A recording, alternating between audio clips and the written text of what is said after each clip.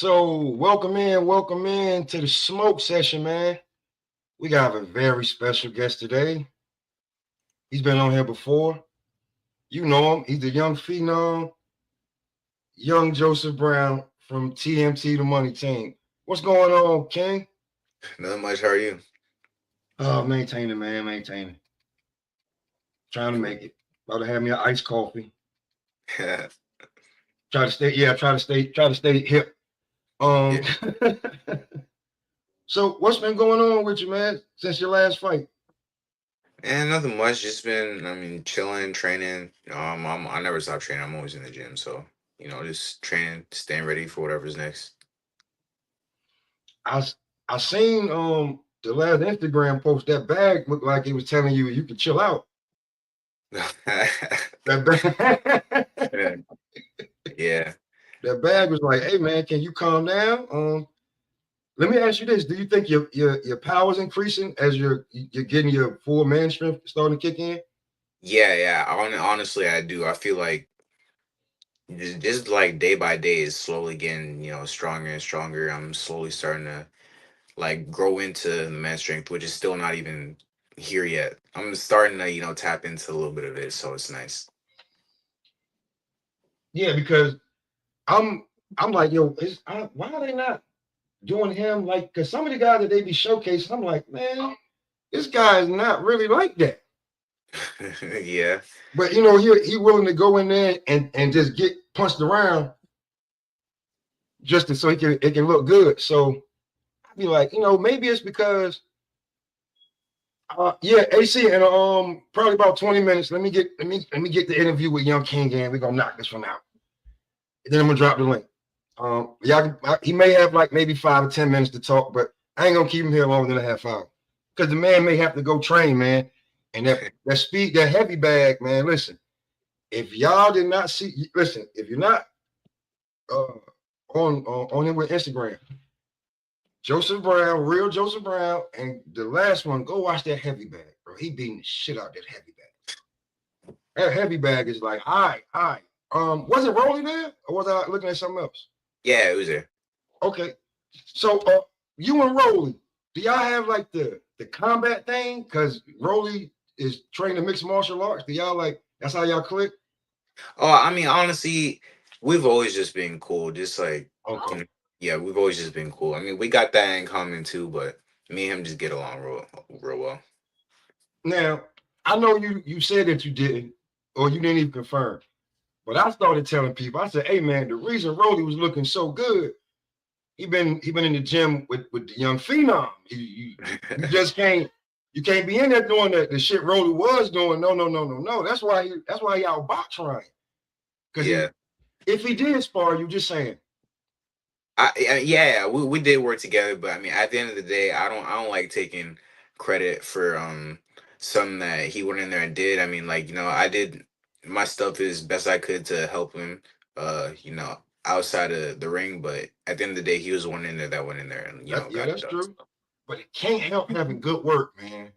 Having great work, it can't help. Because you're taller than Ryan, right? Yeah. That made it easier for him to close the distance. If he could get a little bit with you, that make that easier. Yeah, yeah, You yeah, know that's what I'm true. saying? And Ryan's been off. The timings are off. He didn't really want to fight. Like the build up to the fight, they didn't even have Rolly in any of the commercials. So I'm like, yo, Rolly fuck around with this fight. What they gonna do? Yeah. So that's how that go. Um, how much longer think you gonna stay at 54? I don't know. I honestly don't know. Like I'm like right now, I don't have no problems making it like no issues like at all, no struggles. Mm-hmm. But I definitely feel like eventually I am gonna grow out of it. So it's just gonna be like one of those things where if I just kind of like hit a random growth spurt and just get big and just Yeah, can't it's, do it. it's it's gonna happen, man. You're not even Yes. 21 yet, is you? No. No. Oh, Easy. oh man, shit. We'll see. 20 mid when like you're mid halfway through that year 21, you're gonna go into the bathroom and be like, who the fuck is this? Everything that you have been doing is just gonna finally show up. It's gonna Yeah. be different when because you're 19. Um, do you have any aspirations? I want to hear your aspirations. You know, everybody want to know how it feels. and what you want to do? Like, what you want to accomplish in this sport? You Man, know, I just want to be the best. I want to be, recognized as one of the greats and become like a household name. okay, because a lot of guys just be wanting the money. Because Tank's he's getting the 50 million. It's the money, but he never said he wanted to be the best. He said he wanted to change the situation. Yeah. So, but if you want to be the best, that's something that to strive for. And I'll be real with you. I'm at a point now where I'm looking for the new young fighter. Mhm. I love Bud Crawford. I love a lot of these guys, but at the tail end of their career, how much Yeah. longer? Because people are gonna ask about you and be like, "Who the hell is this kid? How I miss him?" You wasn't looking. You Yeah. wasn't looking because he's on one of the biggest promotional teams. He's on that. He's just been doing it. I say you're doing it the hard way. Yeah. You're doing it the hard way. You're doing it on the smaller promotions. You're not asking for, hey, put me on this, man, so I can. You're not begging for that. You're taking it how it comes, and you're gonna build it. That's how I know you're gonna be a champion in two different combat sports. Because I'm waiting to see when you go to UFC, MMA, if bare knuckle, if they got the bag for you, I know somebody's gonna get their ass whooped when it comes to that. Because when I watch you box, I know you can box, but it look like when them guys be trying to hold you, you like, hold on, let me not put him in this move and lock his arm up real fast. I'll be like, yeah, he just. So it seems like the transition to boxing is going really good for you. Yeah, it's been smooth. I mean, like I grew up doing everything, so I'm, I learned how to be great and everything. You know what I mean? So when the time's right, that transition is gonna happen. I'm gonna go do what I need to do in the other sports too. Now, on that note, that you've been growing up doing everything. I remember talking to your dad, and your dad, y'all self-trained, y'all home trained. You're kind of like Creed, bro, because you don't have to fight to make good money. If I'm not mistaken, what your dad said, you could be a chemical engineer. Yeah, I mean, like, what, if I didn't fight, I feel like, because I feel like one of my best attributes, like, as a fighter is my ring IQ, just like me using my head and my brain. So I Yeah, feel like if I wasn't fighting, I'd find something else to do, you know what I mean? it, like you can't find too many fighters that can say, "Hey, if I wasn't doing this, man, I would be making stuff that make your house run. I'd be inventing stuff that would be uh, helping the world." But Yeah, I like beating people up. yeah. That's different. See, that's why I said, like, if you saw him in high school, you probably think that you could run down on him, and that'd be the worst thing you could ever do because he's just a kid. He just smile. He not the nah. He just going about his business. And if you think he's the one to play with, be a bad thing.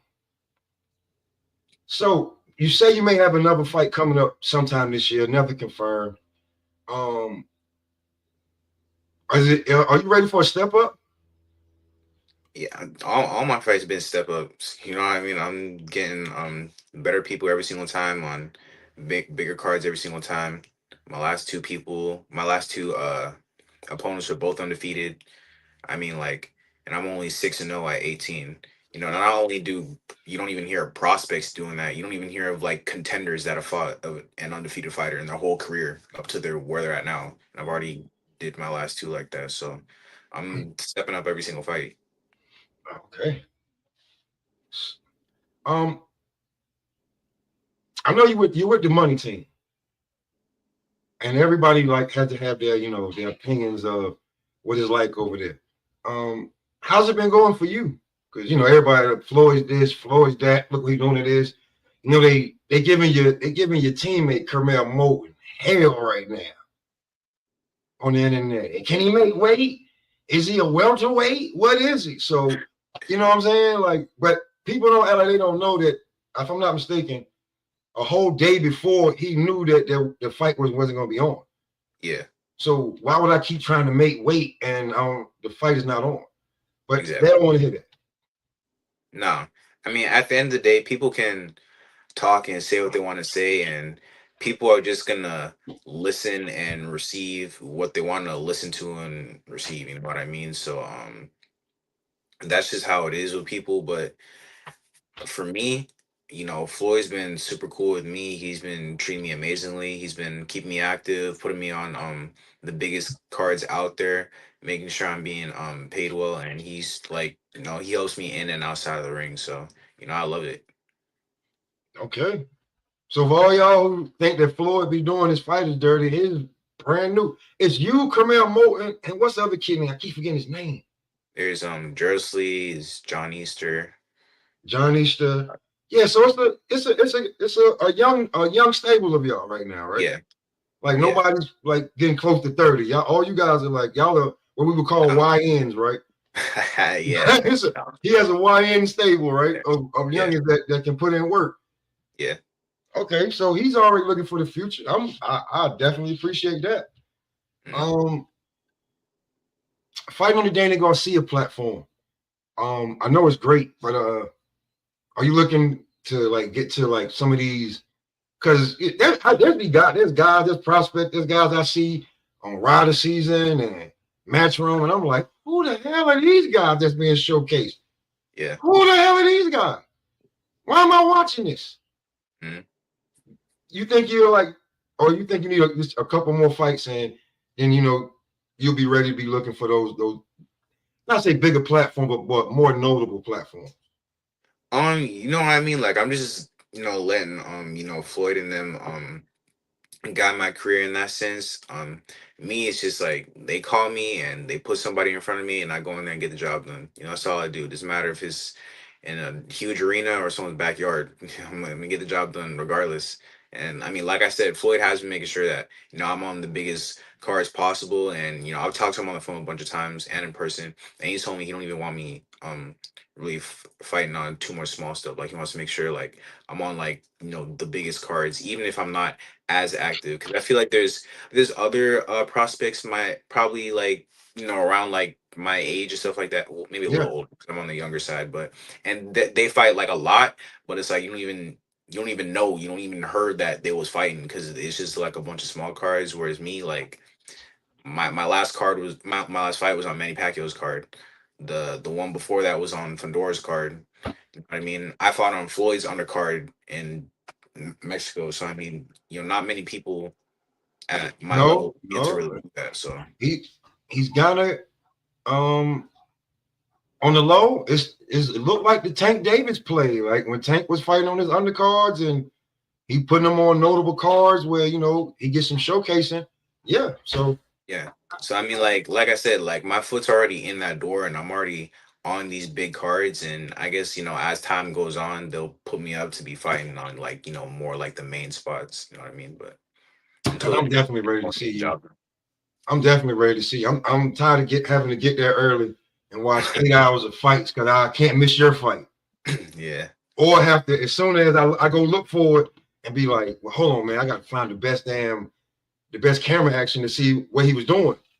Because sometimes it'd be one camera with a guy he had his phone, then I yeah. gotta wait for that. So I definitely be checking up on every time you fight. And the last guy did after a while, he started to look like, what the hell am I doing in here? He started what that is. They ain't tell me it was gonna be like this. It seems like the kid's getting stronger as the fight goes on. That's not what's supposed to happen. Yeah. That's what happens when you get put in there with a phenom. Mhm. Ah. Let me ask you this, because a lot of people don't do body work. What is it about you that you like going to the body to demonstrate, or is it to kill the body and the head will fall? That old adage, or you like body work? I love body work, and to be honest, if you want to get like anybody out of there, you got to break them down. And the easiest way to break them down is go to the body. Just take everything out of them.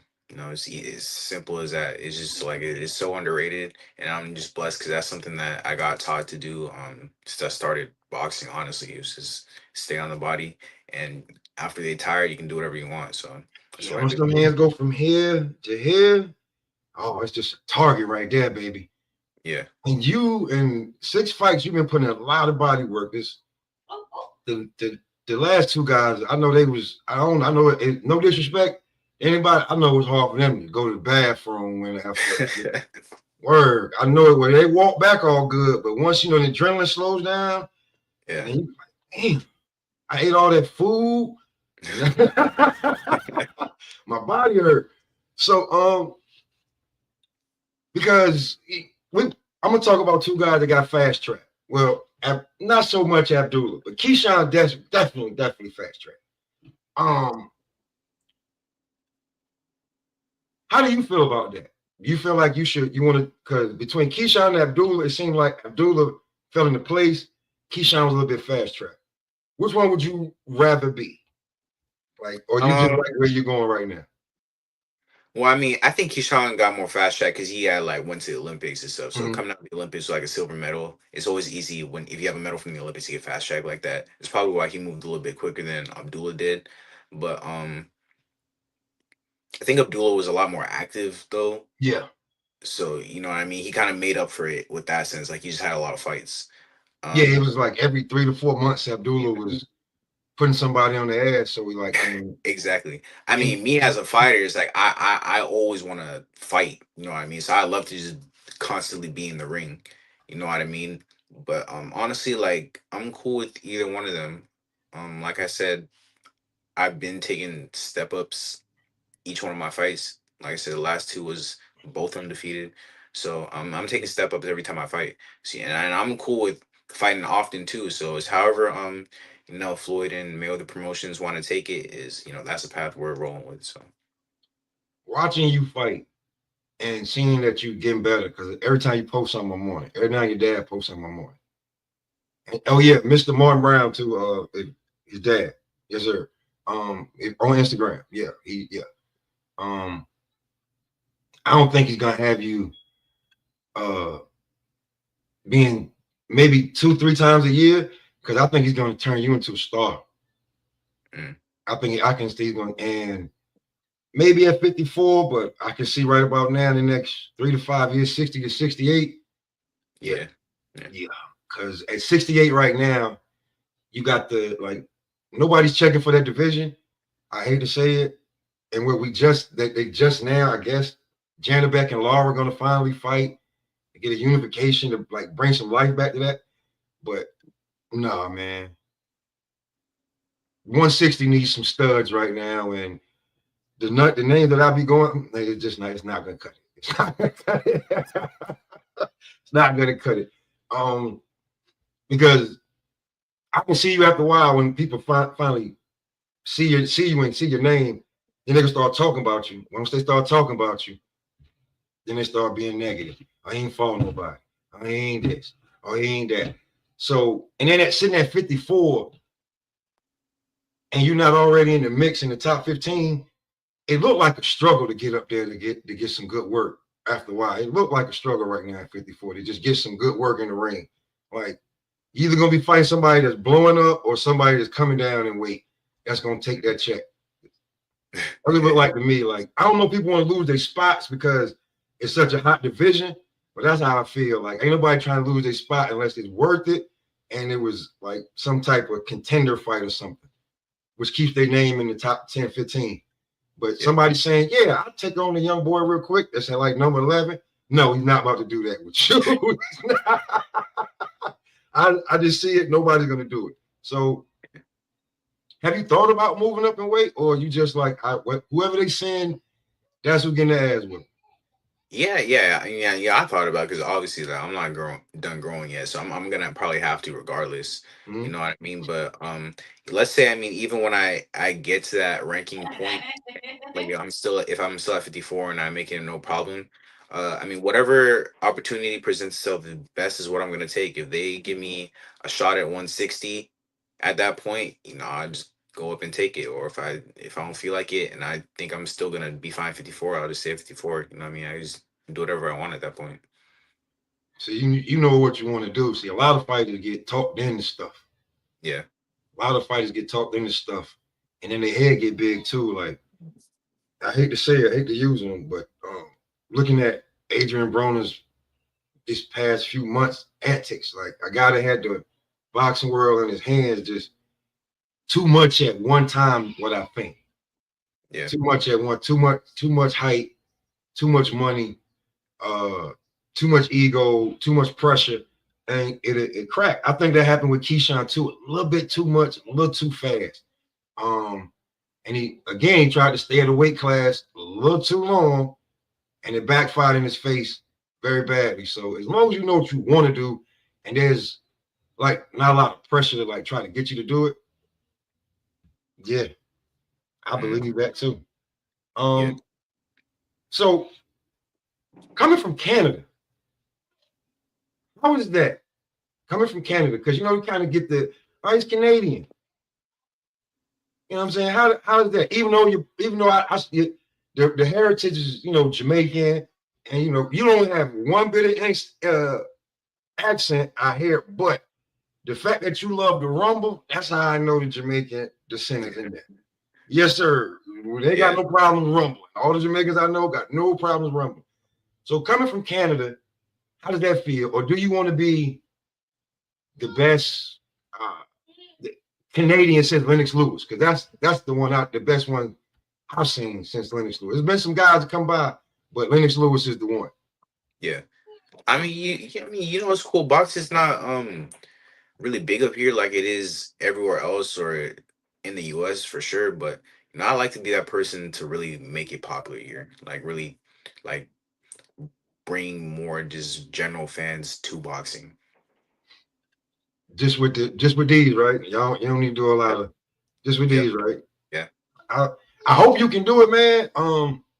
Bud Crow tried to do that shit, man. They hated him. First they hated Floyd for talking too much, then Bud didn't talk enough. So sometimes you just can't please him. So I'm gonna be here regardless. I don't give a damn.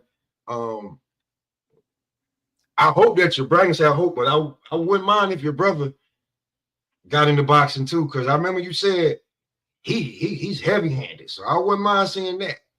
Yeah. He's training with me now. He's doing real good. He's probably gonna end up, having his first, amateur fight before the year's out. So Okay, well, make sure you keep me in tune with that one too, man, because if you say he heavy-handed, that means he hit you and you was like, okay, little bro. yeah, Okay. it's hard. It's hard. Yeah, what the AC says you got to become the casual fan the guys talk about. I don't know how you do that in this day and age, unless you're going, fight on the Jake Paul card or some shit, and you be on like one of the main parts, and they be like, well, who is that? He look good. I don't know. Man. I don't know. Because what's his name? The guy from I forget his name, but the guy be doing all the dancing in the ring from the UK. Ben Ben Whitaker. Ben Whitaker had one bad showing, and everybody was like, oh, he's trash. Yeah. You know what I'm saying? So it's like you can go out there and somebody could it's just not your night. You still win. Oh, he's trash. Look at him. I knew he was fake. He came back and stopped the guy. Don't nobody care about that stuff. So yeah, to me, keep your head down, keep fighting. You got one of the best mouthpieces in the world to talk for you, Floyd. You got Jeff, who's lovable. He's like the only lovable Mayweather. Everybody loves Jeff Mayweather. That's your guy. Got a whole channel when they feel like it. If the Mayweather team actually start pushing their own channel, if they really want to, when they feel like it, y'all already got what y'all need. So I feel like you on your way. You're gonna be champion. A little bit before I let you get out of here. This is my biggest question. I'm gonna let AC ask one. What are you gonna do? And I think you already answered it, but times can change. How long before, while you're in boxing, do you think about the MMA and fighting MMA? And I mean, like, it's just whenever that time's right, you know what I mean? I could think in my head, whenever my career is done, which is I don't know how many years, and then I'm gonna just cross over after that. Or, opportunity might present itself right in the middle of my career and I just go do what I need to do, come back. You know what I mean? I don't know. So I mean, all I can say is just stay tuned because it could happen soon, it could be later down the line, but it's for sure gonna happen. So you have no problem while maybe trying to get a fight over here, and we know how boxing politics go. And then they be like, hey, we got this fight for you over here. It's good money to get everything. And, hey, you do that mid, okay. Mhm. See, I told y'all, man. Y'all, I'm telling y'all, man. You ain't heard no fighter say that. It's either wait till I'm done here and then go over here. Like Holly Holmes had an MMA career, and now she's in boxing, right? Yeah. But you're willing to be like, hey, I'll whoop your ass. I'll whoop your ass.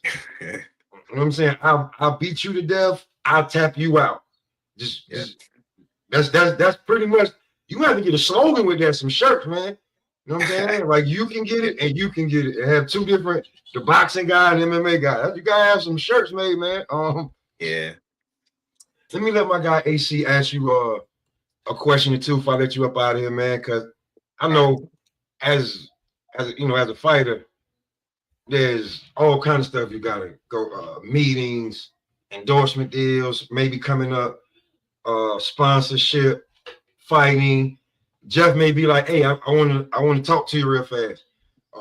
Your dad may be like something, and then there's Mom Dukes, who we know that's the real one right there. Yeah. So if she may say, "I need you to come over here and just put some in the cupboard." Yeah. AC was good, bro. Was good, man. Salute to you, the young phenom, Mr. Joseph Brown. How's it What's up, going, man? bro? Good. How are you? I'm great, man. Long time no chat, bro. Basically, I'm gonna keep it real short. When you look at uh, uh, a guy like Billy coming from Canada, who's actually like one of the names that outside of Lennox Lewis is in this generation a guy that's putting another spotlight on Canadian boxing. Minbilly is a fan favorite type of fighter. He throws those punches. People love what he do. Um, in your approach, I heard you say certain things earlier, but in your approach to become, let's just say, the face of boxing for Canada. I mean, Billy is good, but I think you have more of a potential to become that face of boxing for Canada, and your attitude and things like that. How do you like really define your path in creating or being that next type of uh, household name like Lennox Lewis coming from Canada? No, I If that just question makes sense. yeah, I think if I can answer it in the best way possible, it's just keep doing me. Honestly, just keep doing what I'm doing. Cause I mean to be like I was born in Florida, but I moved to Canada when I was like 6. So to Oh, okay. I be, didn't know that. yeah, so to I mean growing up here basically and being raised here to be where I'm at now. I mean, signed with Floyd, the 6-0 at 18, fighting on the biggest cards like around. It shouldn't even be like that, to be honest. And that just came from trusting in God and just working hard and doing what I'm doing. So in order to get to that status one day of being one of the best to ever come out of Canada, being that household name, and having a legacy behind myself, is just continuing on the path that I'm on right now.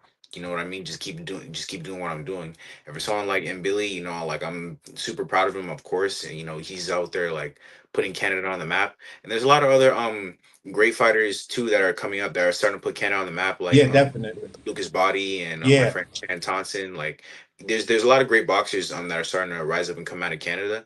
And I don't really look at it as like a rivalry. I look at it as like, okay, well, we're all helping and contributing. You know what I mean? If they bring more notoriety to boxing in Canada, that helps me. It doesn't hurt me. So you know what I mean? I'm rooting for every single one of them. And like I said, I mean to be the best, I'm just gonna keep doing me like I've been doing. And my last question would be, I've spoken to a couple of guys that have YouTube channels and or podcasts from Canada. Up north boxing. I spoke to this guy. Are you making your way through Canada's guys? Or have they been reaching out to you? Yeah, I have done. I've done a few different interviews and podcasts with different people from Canada. So I'm always open to do it with everybody, but especially people from Canada. I want to help them out. Oh, all right, all And, right. it helps me too. So Yeah, definitely. Because for me, I'm gonna keep it a beam with you. I'd rather see the path of you conquering Canada and becoming that name in Canada, and then branching out, becoming the casual fan of Canada, their guy. Lucas Body is a guy that us Americans know about because we're kind of like die-hard fans. Some of the other fans and stuff like that. I mean, Billy is starting to uh, actually cross over because of some of the cards he's been on and his performances and stuff like that. But I think you're like the guy that's about to get the 2 Michelin stars, the guy that's the hidden gem, the guy that, you know, it's like, yo, listen, you got a lot of names, but trust me, when that dude gets his shot on the big stage and he's not so buried in the card and people can like really notice him, you feel what I'm saying? I think that's the thing that just says a lot of the shift might start to go your way, and then people are gonna be mentioning, yeah, you got Billy, you got Body, you got such and such, and yo, you can't forget Joseph Brown because Yeah. that was like the path that happened with Mason. People were mentioning some of the young guys, but Mason was the guy that was slowly ticking up, putting people on their ass and letting his performances speak volumes instead of Yeah. being on the social media uh, tour where I'm tweeting everything and everything like that. So at the end of the day, man, this wasn't really another question, but just keep doing what you're doing, bro. As far as I'm concerned, I see a lot of the talent that's coming out of Canada, but my inner me, the guy that's been watching boxing for so many different generations, is telling me this kid right here stays on that path, and I look at his father and I know he's gonna stay on that path. This is the next thing coming out of Canada, and salute to Florida. You feel what Yep. I'm saying? Yes, So sir. exactly. So at the end of the day, I mean, you coming from the bottom of the USA to go all the way to the top. You feel what I'm saying? Like that Drake Yep. song, from the bottom to the top, we here. Know You what I'm feel saying? what I'm saying? So I'm gonna end it with that, man. Salute to you. Great talking to you again, bro. And keep doing what you're doing, man. Us American fans that are diehard fans are constantly talking about you and bigging you up, bro. So you got some diehard fans here in the U.S. and I'm definitely one of them. Thank you. I appreciate that. Yeah, we definitely here, man. Well, I'm telling people like, yeah, I'm like Joseph Brown's probably my new favorite fighter, bro. Wait, how tall are you? 6'3", 6'4"? I'm 6'2". 6'2"? You don't. It looks 6'3" in the ring. He's cut. What? He's tall. You know what I'm saying? He's like no diddy. He's handsome. Like yo, you can't keep denying that when you got to put somebody in the front. Like you don't. No disrespect, but you don't want to put. You know what I'm saying? A mule looking motherfucker up there. You know what I'm saying? That's not your front runner guy. I'm sorry. I don't care how much. If he can fight and he looks good and he can talk and get humble, that's the guy you're gonna be putting in the front. So Yeah. in the next few years, y'all, whoever watching, this kid right here, this kid right here, I'm gonna make sure I do it right. Let me see where it's at. This kid right here. Let me see. This kid right here will be champion, possibly in 2 different combat leagues. And I ain't talking about that Dana White shit. I'm talking about real MMA and real boxing. So on that note, man, I'm gonna let you get up out of here, young king. I'm sorry, I can't even hear you. I said I'm gonna let you get up out of here. Can you hear me? Wait, hello? Hold on, my shit be tripping. Can you hear me now?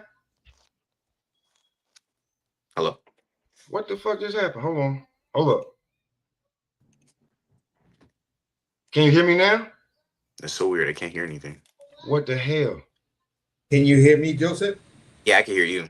All right, but basically, Pop is saying he gonna let you get up out of here right now, and it was great talking to you. Oh, okay, yeah, for sure. Thanks for having me. I don't know, that's pretty weird, but yeah, thanks for having me. Anytime. And thank you, man. Young King, man. Joseph Brown was in the building, y'all. HC was good, bro. Man, what's good, man? Everything good, man. Yo, listen, man. It's just getting everything together, man. I just got in and I was like, oh, Pop talking to the young phenom. Oh no, Yeah, I had that one set up a few days ago. Joseph Brown is always a favorite for me to talk to. So I'm gonna see. I gotta holler at Blair, but he's a little frustrated right now because he's got an opponent lined up, but it's like it's taking too long. You know what I'm saying? Yeah. And what you call denied the rematch. So Who, Broner? yeah. Oh, okay. Yeah, that's me talking to him. So and then he was like, "Man, AB not gonna fight me again." So when Yeah, after that they crash out that he just, well, I ain't really gonna, yeah, you kind of say it was a crash out over on Cam's show where he just couldn't let Shorty go. It's like, bro, he had another crash out where they just had him on Instagram. He doing all this crazy ass dancing to his song. Wow. And y'all see that? Now, I just want to let y'all know this been rolled since before the podcast started. I don't smoke during interview, just in case y'all were thinking that. That don't help him or me. Definitely. Yeah. You know what I'm saying? So the interview's over. He's out. He's about to get it popping. He got to go do what he's gonna do. I appreciate him pulling up.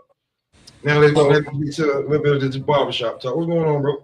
So we're gonna get all right. So since you just said barbershop talk, that's the perfect segue into the question I wanted to ask you.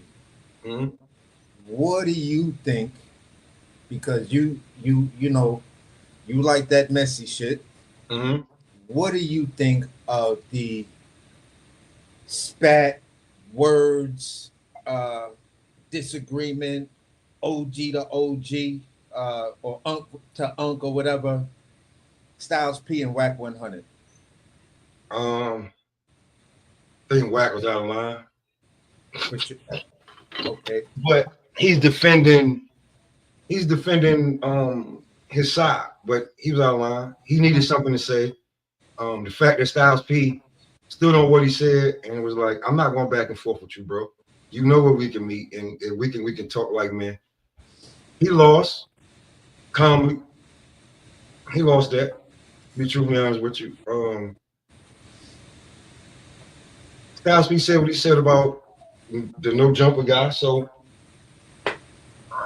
that's how he felt. That's how he felt. Like I do feel like he should have left Hocus for Fifth alone. But when you're a content creator, you know what I'm saying? When you're at that level, just you spoofing a nigga will add to the talk of it. So he got what he wanted out of it. Y'all people can call him, a cuck because of the shit that he does with him and his wife or whatever. But he got what he got out of it. All right. I mean, because it crossed my path in the algorithms and shit like that. And when I actually saw it, it was a beef that happened already. And once I clicked it, it just opened up a whole door of a whole bunch of videos and a whole bunch of other people cooking on it. And the general consensus is people was like, nah, Whack, that shit was kind of corny because you know what he was talking about. You know the message he was trying to send, but then you out here trying to clown him, knowing that he's trying to be like a good dude. Like, listen, if we all been through what we've been through, you feel what I'm saying? For us to knowingly tell a nigga to go down that path, you wrong. That's some goofy shit. Yeah, man, it was the first 30 minutes. It was the first 30 minutes. You can watch the playback. It was a dope interview. Yeah, for sure. So I was just like, I heard everything that Styles said. I heard the context of what he said, and I was like, yo, I agree with him 100%. Like you dropping it right now. That's pure smoke right there. That's growth, right? Because we know old Styles people would be like, oh man, nigga, you drop, because the whole thing come from dropping the flag. Hocus for Fifth has started the drop your flag movement. Yeah. Whack is like, the only reason you doing that shit, nigga, is because your whole team got a goddamn RICO charge in Georgia. But so when they come to that, Whack is just like, he got a problem with Hocus for Fifth because they've been going back and forth for like a year, a little bit over a year. Oh, I didn't know that. Yeah, you know what I'm saying? That's when you really want to like talk messy, since I'm known as the messy one. But anyway, that shit is they've been going back and forth for like over a year, close to 2 years on some other shit. Wack pulled up the Hocus hood in the city, walked around. He said he handed out diapers and shit. He was live with the phone and shit. He's walking around the nigga neighborhood like, yo, you know Hocus 45th? Nah, I ain't never heard of that nigga. You know Hocus 45th? I ain't seen that nigga in 10 years. So he Wow. he walking around too, bro. He like, you know how long it take to walk a New York City block. He pulled a Hamza when Hamza came to New York to ask about what's the name. So, Styles was like, yo, the man talking about some real shit that could go to the kids. And that shit was just like, I think Wack knew that he lost because I check and see, he been going at it with motherfucking Nicki, fucking Big U, the little Crip nigga that was always on Crip, on 60, cuz he got him, Loose Cannon, Big U. He been steady going at niggas, you know what I'm saying? So he must, you can take one L out of 5. Yeah, I watched the dude you were just talking about who be like on Crip. I watched his take on Whack 100 and Styles P, and it was like, yo, word my mother on Crip, man. This nigga dead wrong, man. He don't understand what it is, man. We gotta, we do what we do, but we also, gotta take care of the little ones and yada yada yada. I was like, oh shit, niggas is actually here's the bad part Styles to a certain degree. Here's the bad part about that. Whack 100 wrote a commandment that's got new rules for street code. Ooh. Right? So that was funny. So I'm like, but you just don't like the Hocus 45th is doing it because you only doing this shit because your ass is in trouble and scared. That's Wack's whole shit. But the shit with Styles P, as soon as he went back to Styles P, I was just like, nigga, you lost this to me already. This is Styles P. Yeah. It's the ghost. The fact that the ghost ain't got 2 knives in his hand, like, yeah, Wack, fuck these niggas. Lets me know growth. Yeah, definitely. Because at that, like, when I'm listening, like when I finally listened to all of what Wack said, I was like, I hear where you trying to clown him for that particular charge, but you not bringing up the thing that got him parole in the first place. Nope. You feel what I'm saying? So he did not go to jail, and his whole parole and everything else of when that stabbing happened, that was a violation of parole. You feel what I'm saying? This dude was still on parole when that shit happened. So, bruh, this dude is damn near a lifer. So for some whole other assault shit. Yeah. So I'm like, bro, like, listen, Wack, I hear you and all of that, and I hear some of them other dudes that's rocking with you talking they shit, but all y'all forgetting that he's the bad brother out of the two.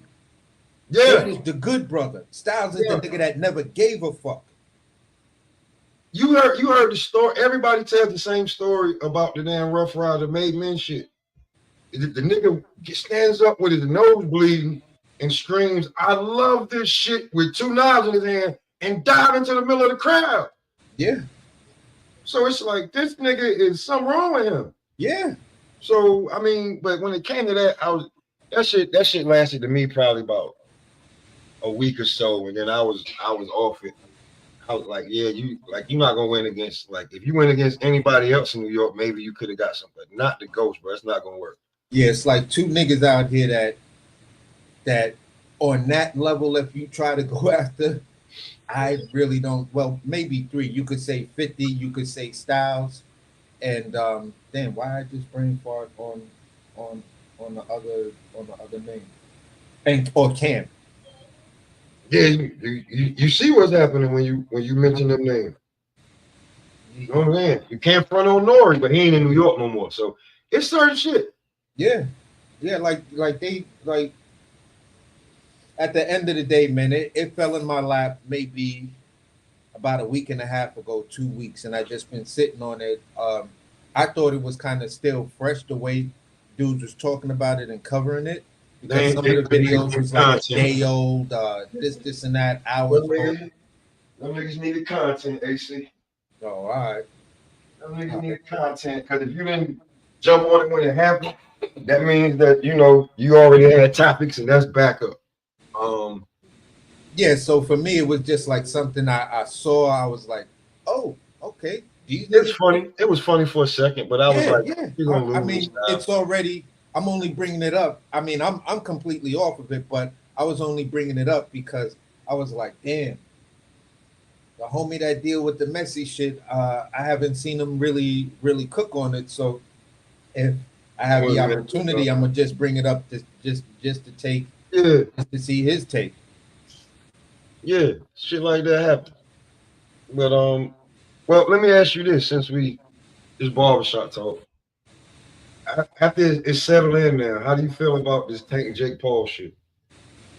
I'm staying 10 toes down on it, bro. I've always, from day one, I've been trying to tell dudes, listen, please don't come at me and tell me how pissed off you are and Tank is only chasing the bag and yada yada yada. I'm like, all right, bro, let me ask you this question. When Tank fought Conor McGregor, how did you feel about that? How did you feel about Tyson? When Floyd fought Conor McGregor? Huh? I mean, not Tank. When Floyd fought Conor McGregor, when Fury fought Ngannou, when AJ Sparks Ngannou, you feel what I'm saying? When Floyd fought Logan Paul, I'm like, bro, when you at this certain level, you got to give something back. And at the end of the day, for me, I said it like this: it's a brilliant business strategy if depending on what he does next. Because when you look at the dynamic, look at what Jake Paul did with Mike Tyson, the second highest viewed professional, the second highest viewed boxing event ever viewed. You feel what I'm saying?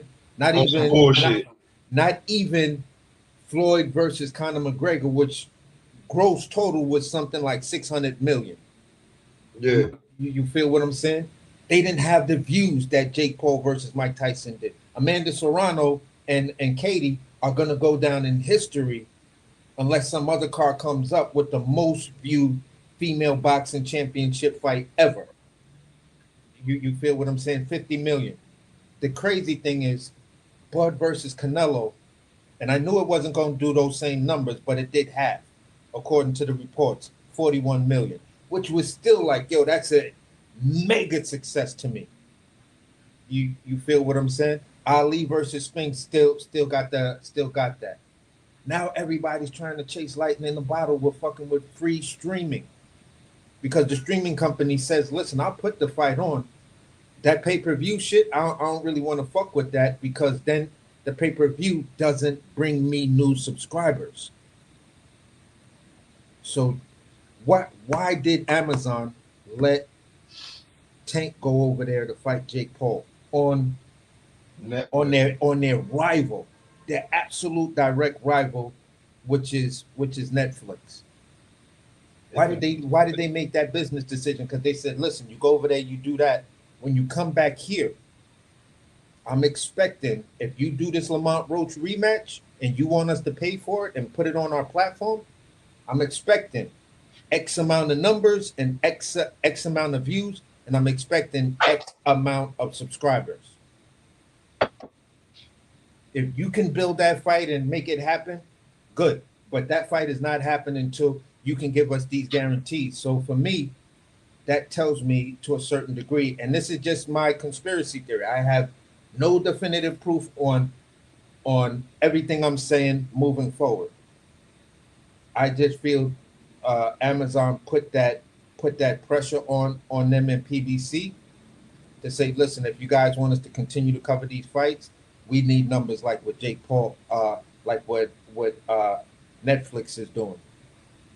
I'll understand this will be the first one. So if you can give me 15 million views, at least 15 million views and maybe 3 to 5 million new subscribers, that's a good starting point for us.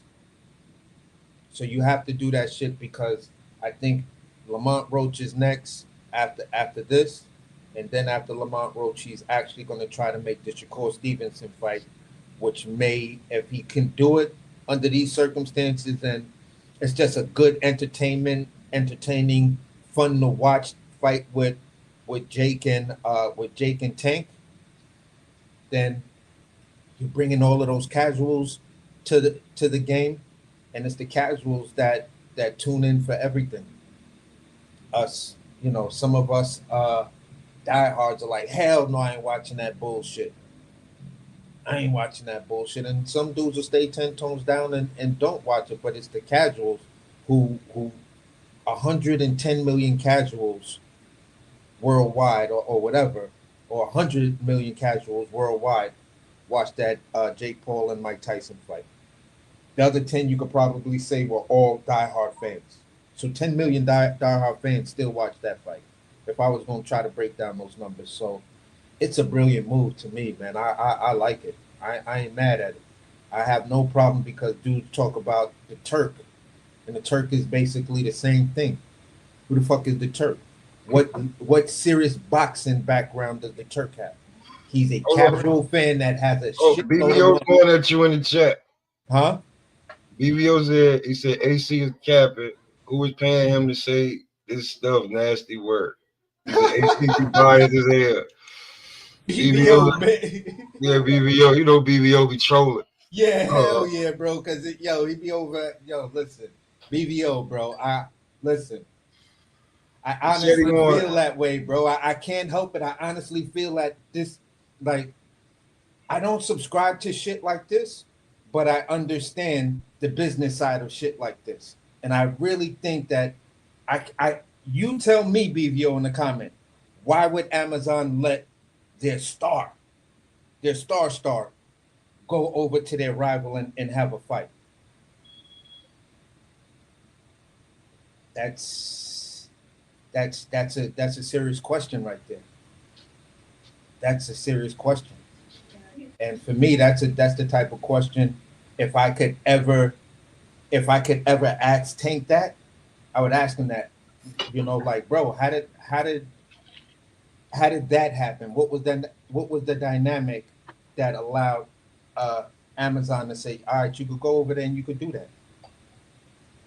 I haven't heard anybody say this as a narrative, bro. You tripping? They don't got it because he ain't say it first, but he did. He said he wants Jaleel Hackett versus Xander Sayed.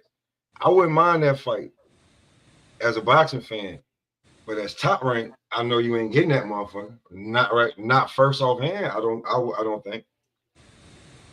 Yeah, I don't know about that one. I mean, maybe Hackett versus Xander at 60. At 54. Nah, that's a dead deal. They're never gonna let them two niggas get in the play. I definitely don't think they're gonna let him near him right now since he just won the belt. He just got the belt. They're gonna see exactly where they got with Xander with a couple of defenses. I can just see that. What the hell is you talking about? We say we hate blacks. We just told you that top rank got him in the damn protective custody. That's why. Hey, listen. Word.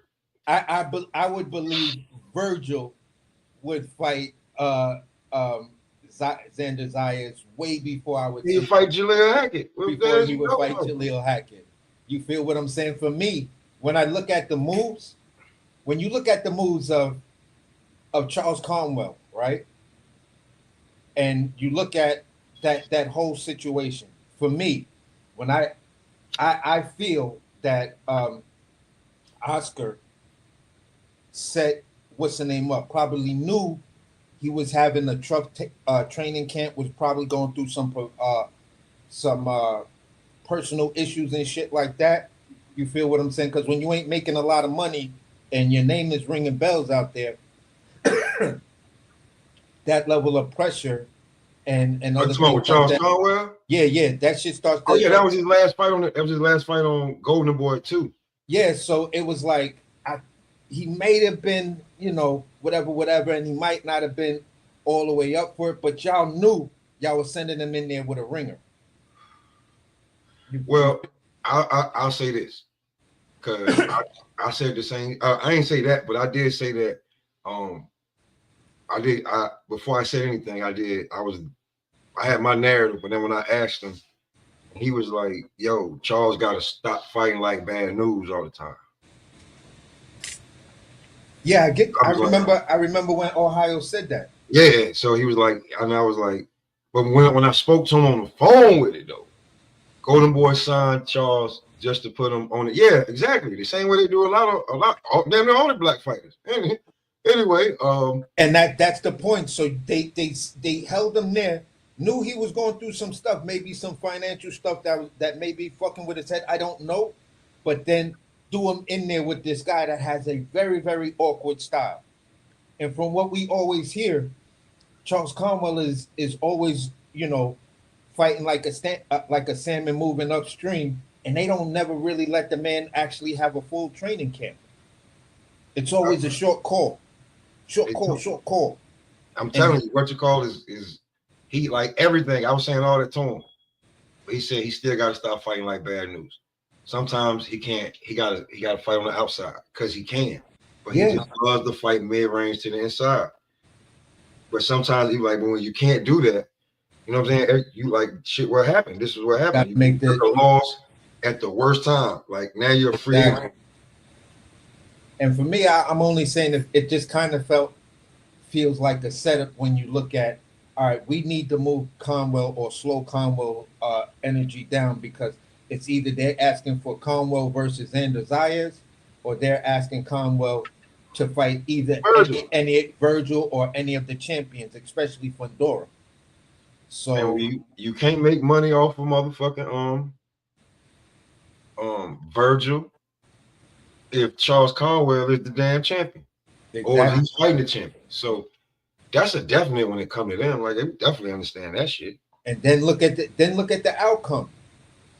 Two of the names we was asking, well, one of the names we was asking Charles Conwell to fight, the guy who beats him, right? Mm-hmm. Then gets a shot at Xander Zayas, and both of them then get into a fight fighting for a belt. So that shit looked like, listen, between Top Rank and Golden Boy, they said, listen, he's a threat to you and he's a threat to me. He threat that, like, if he get comfortable, maybe so. I gotta speak to Ohio again and see where he at. But if he get comfortable, you know what I'm saying? Ain't no telling what he'll do, what he'll be. You know what I'm saying? But just like you said, and we still don't know if he sleeps at night after, you know what I'm saying? Yeah. You know, a man died at his hands. Yeah. In the boxing ring. That's another thing that, like, taking it right back to Tank. Man, niggas can die in here, bro. So we are prize at a certain point. You go from, boxers to prize fighters. You go from getting paid to box to fucking prize fighter. Yeah. And Tank got a chance to make prize fighter money or glorified sparring match. Was that the fight I wanted? No. Do I understand it? Absolutely. And that's the way I feel, bro. I completely understand it. Is it something I asked for? No. Shit. Is it something that I'm struggling to say, all right, am I actually I'm for it, but am I actually going to watch it? And it makes it hard for me to say no when you look at the undercard. Yeah, because reporting, this is gonna be like, one of the first time. Chaos, salute. I gotta get up with Chaos. This is gonna be one of the first times that women are gonna fight. I don't know the first or one of the first time. I think maybe 10, 12 round fight. Yeah, 3 minute round. So we're gonna see what, you know what I'm saying? Because now you got time. You ain't gotta rush it. So now we're gonna see. And then, like, to me, the realest fight on this shit, Gary Antoine Russell was fighting your boy. Yeah. You know what I'm saying? Yeah. Like, India Roca, bro. Let's I'm like, yo, AC's big on him. So We're gonna see what's up. Yeah, it's Most like, fighters never listen, come back. am I gonna be Yeah. 2 for 2 with the Japanese boxer? And I got at least 3 more names that I've been looking at as far as the Japanese niggas is going. So it's like, oh God. The fact that Antoine actually, you know what I'm saying, or they set them up to fight, I was like, oh, I wonder if AC saw this because he been talking about him. Now he really got a damn a challenge on his hands because you got a nigga that's ready to thump. And real talk. Yeah, and it's like the crazy thing is, if you just glance at the picture of Andy Hiroka and what's the name? Andy Hiroka looked like a dark-skinned Dominican dude, Spanish or maybe, you know, an island black dude or whatever, because he's so fucking dark to be a Japanese dude, at least in one of the pictures that they got hanging up in Japan of the two dudes. And it's just like, Andy, you've been a monster over there, bro. Now you coming over here and you actually facing an American monster. So you got the Japanese monster coming to face, you know, Mr. Gary Antoine Russell. So this is going to listen. Oh yeah, Ray Boom Boom, Gabriel Ruiz, etc. Yeah, most fighters don't come back. You know what I'm saying? They don't come back the same, man. Charles Conway, I don't know if that man sleep well at night after, you know what I'm saying? He might not. I don't know. He may have money problems. He may have other problems. You don't know. He may not.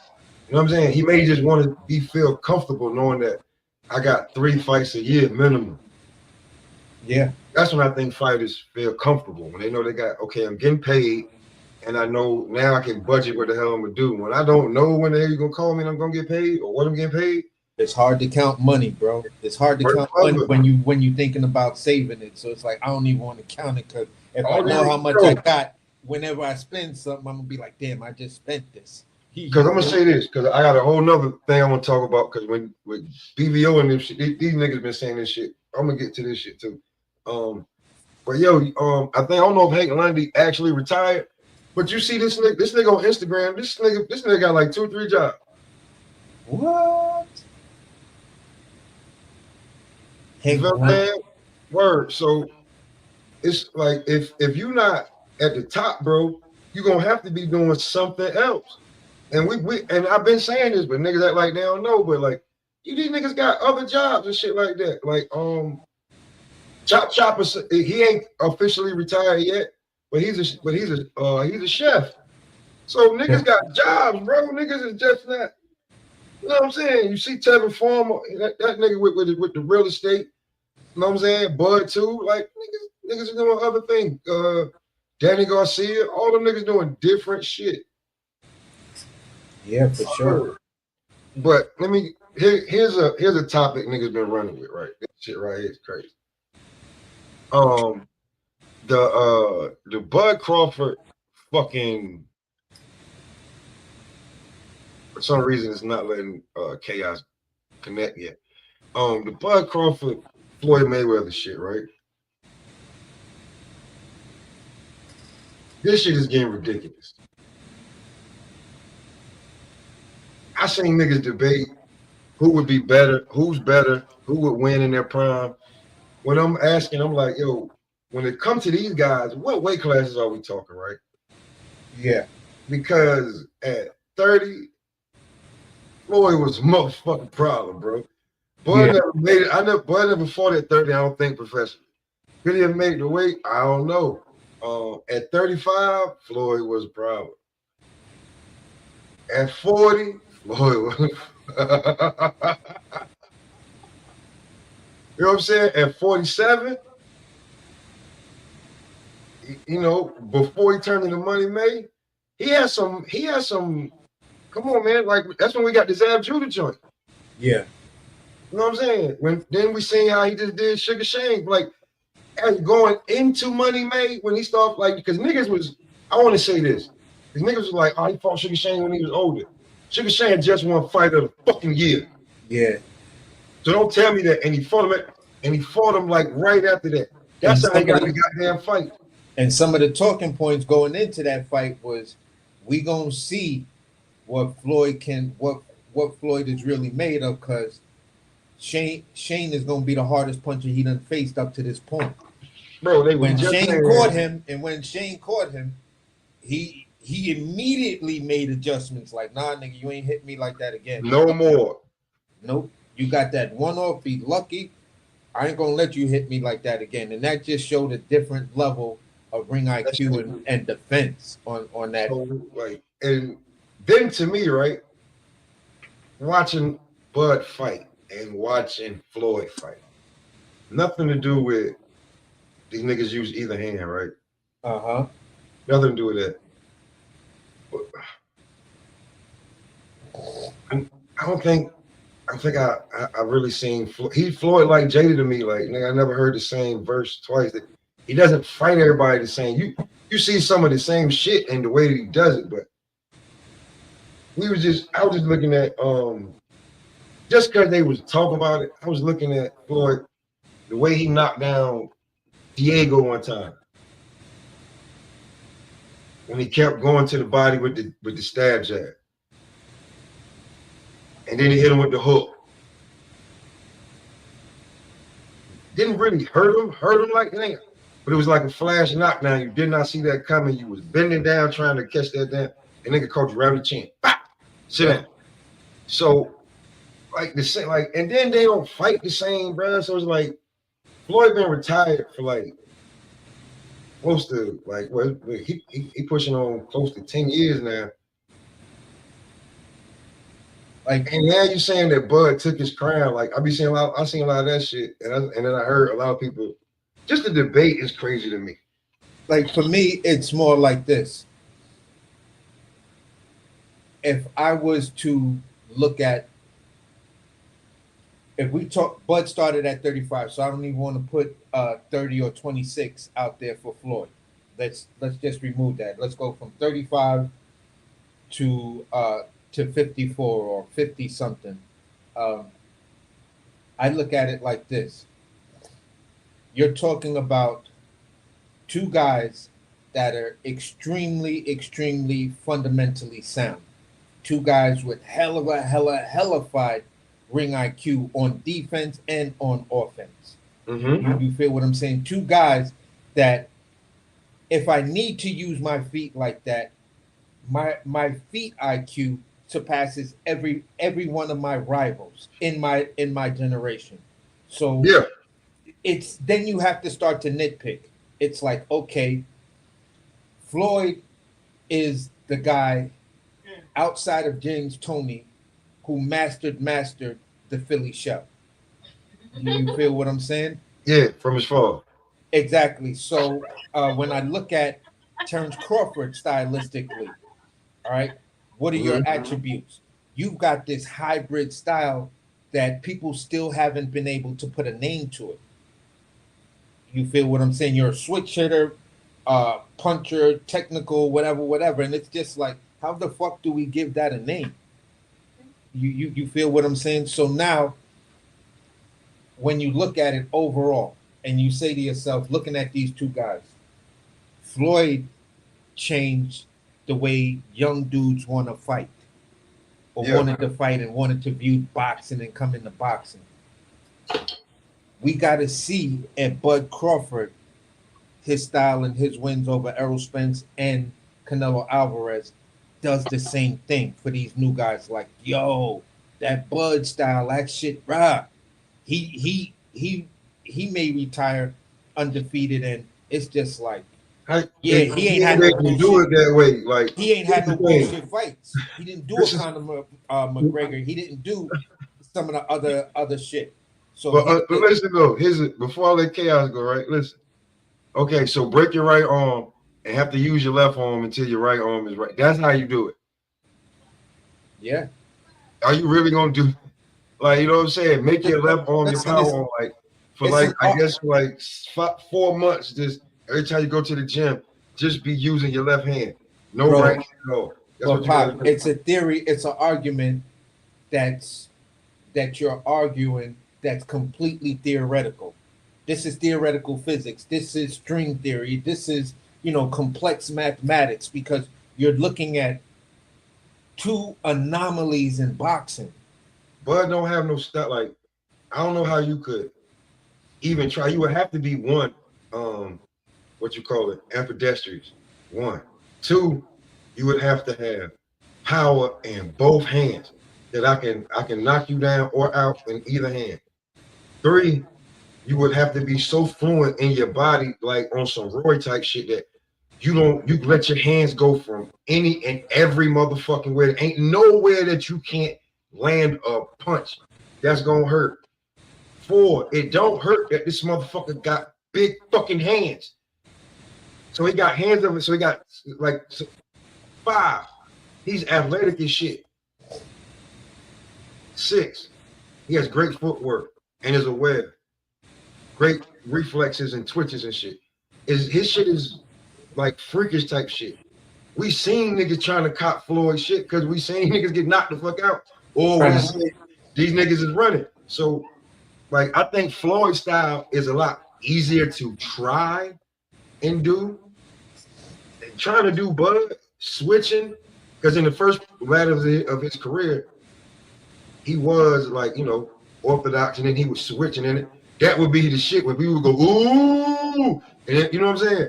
Yeah. But like after a while, when he was just staying southpaw, we knew that, man, if Bud catch your ass somewhere in that corner and his feet get, you know, he starts standing like he's bow-legged, the fight could be over.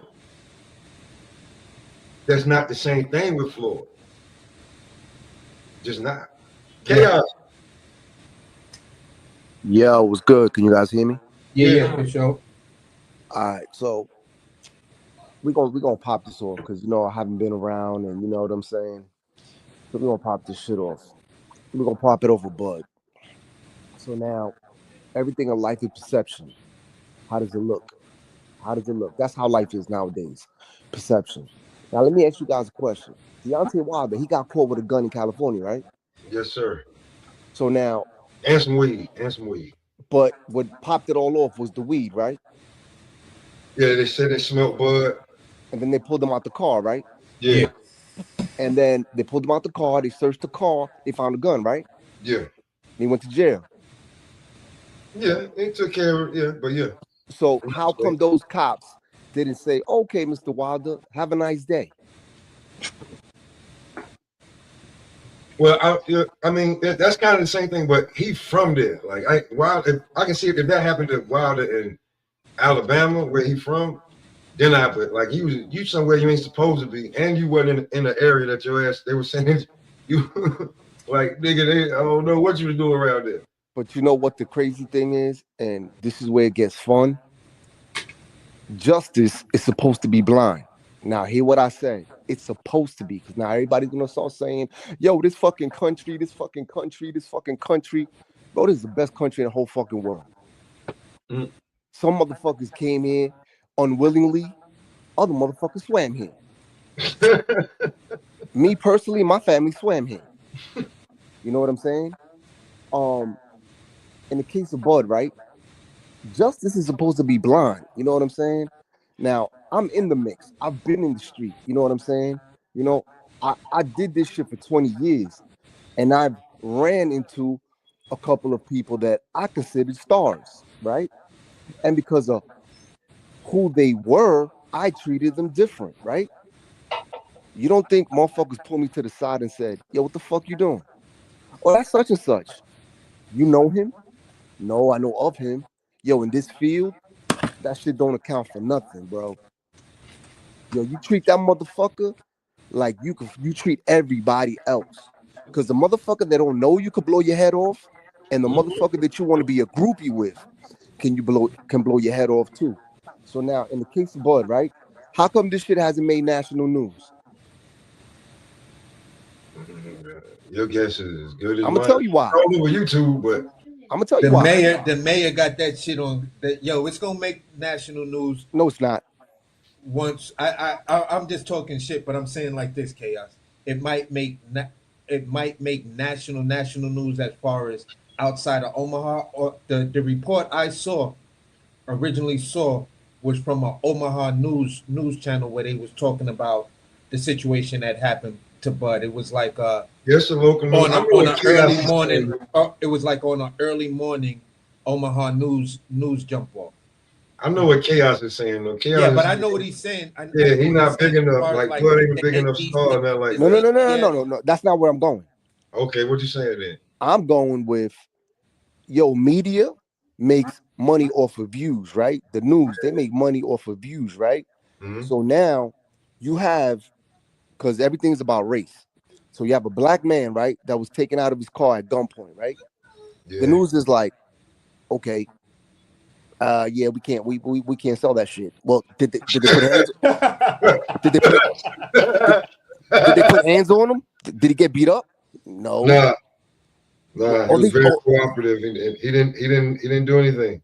so all they did was take him out at gunpoint. Yeah, that shit don't sell, bro. That shit happens every day. Yeah, yeah, I get Happens where you're saying. Yeah, happens absolutely. every day.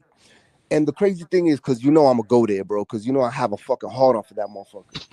Drew Titan was supposedly a cop.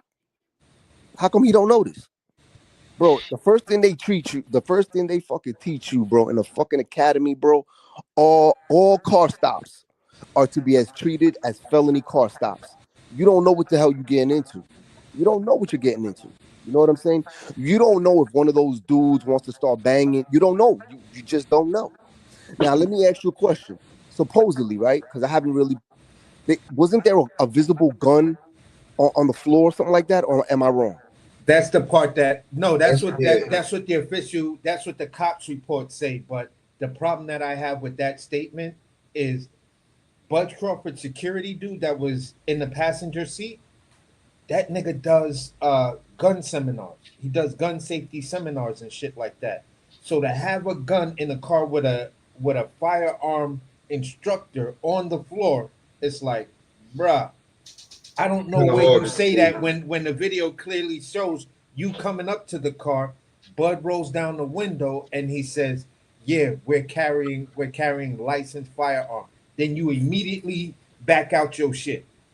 How did you see it when one thing was said to you and then you immediately went to the gun? So, what that whole situation. Remember, let me chaos. Let me say this real quick. Remember the situation with Michael Jordan after Michael Jordan's pops died, where Yeah. he was on the back road or whatever, and they said he was speeding or driving reckless and all of this other stuff, and they had to pull Jordan over. They held him. They held him at gunpoint and had him handcuffed and all of this shit. Remember the fucking outrage that shit caused, and you never heard nothing that would happen to them actual cops. All you know is that case was thrown the fuck out basically once it hit the news. Okay, So so my question to you is, he was handcuffed, right? yeah, Okay. So you're also telling me that he was driving reckless, right? that's what the cops said, that he was driving reckless. And he was driving erratic. What you talking about, Yeah, Jordan or Bud? What you talking about? Bud. Oh well, yeah, this well, Wait, Bud. you Yeah, said Jordan. What is it? Didn't you say Jordan? Yeah, Jordan went through the same thing after his pops died. Remember, he was in the buggy-eyed Lexus. They had the picture of the car. The car was on the road, and then someone tried to make the accusation that he was running because uh, he may have had something to do with his own pops dying and all of this shit over gambling debts. And I was just like, come on, man. Come on. This The is Inquirer was trying to push a lot of bullshit about Jordan. listen. This is what I'm trying to say. Listen, in life, you got a lot of evil people, bro. You got doctors that are evil. You got cops that are evil. You even got people that are from the church that are evil. So For I'm not sure. justifying. I'm not justifying because I wasn't there. I wasn't there. I'm not gonna. They have a cop saying it's called Monday morning quarterbacking. I wasn't there. You know what I'm saying? All I'm saying is everybody. It's. I call it groupie love. Oh, just because it's Terrence Crawford, you're on his nutsack. You know what I'm saying? It's like, bro, it's not gonna go nowhere because nothing happened. He Yeah. got they took him out at gunpoint. That shit happens every single day. You yeah. can take out a person at gunpoint. That person told you, yeah, we got guns. Once you tell me that you got a gun, bro, that's it. It's over. Now you telling me now that we're gonna investigate whether that shit is legal. But if you're telling me that you have a tool that could take me out, yo, I'm gonna do everything in my power to go home. Cause that's the first thing. That's another thing they teach you, bro. Yo, you gotta go home. The most important thing is going home. So now, if somebody comes up to me and says, "Yo, there's a firearm," yeah, I got a gun. but it's licensed. Now, you as an individual, yo, you could be a groupie. You could be a groupie, but like, yo, I love Bud. I love Bud. You want my honest opinion? I would have showed him the groupie love. No, but Chaos, he said, listen, homie said he didn't know who Bud was. If I'm not mistaken, this was on Bud Crawford Day. He was just on the fucking float. So it's like every cop know who the fuck. And this is not like the whole like if you was covering the shit and you was in Brooklyn, you cops from Brooklyn and you covering a nigga from Queens. This is not the same shit. Like all the cops fucking know. Like then it's his story against what their story is. So that's why people are like, yo, bro. No. I'll put it to you like this, right? That's like you commit a crime, right? Mm-hmm. And your lawyer tells you whether you did it or not. Your lawyer tells you don't say nothing. Yeah, don't say shit.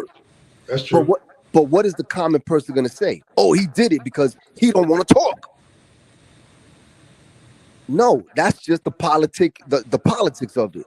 So now I'm not agreeing with what the cops said. Like I said, I wasn't there. But those motherfuckers got teams. They got the fucking union. They got the lawyers. They're gonna be like, yo, motherfucker, you don't know that motherfucker. You don't know who the fuck.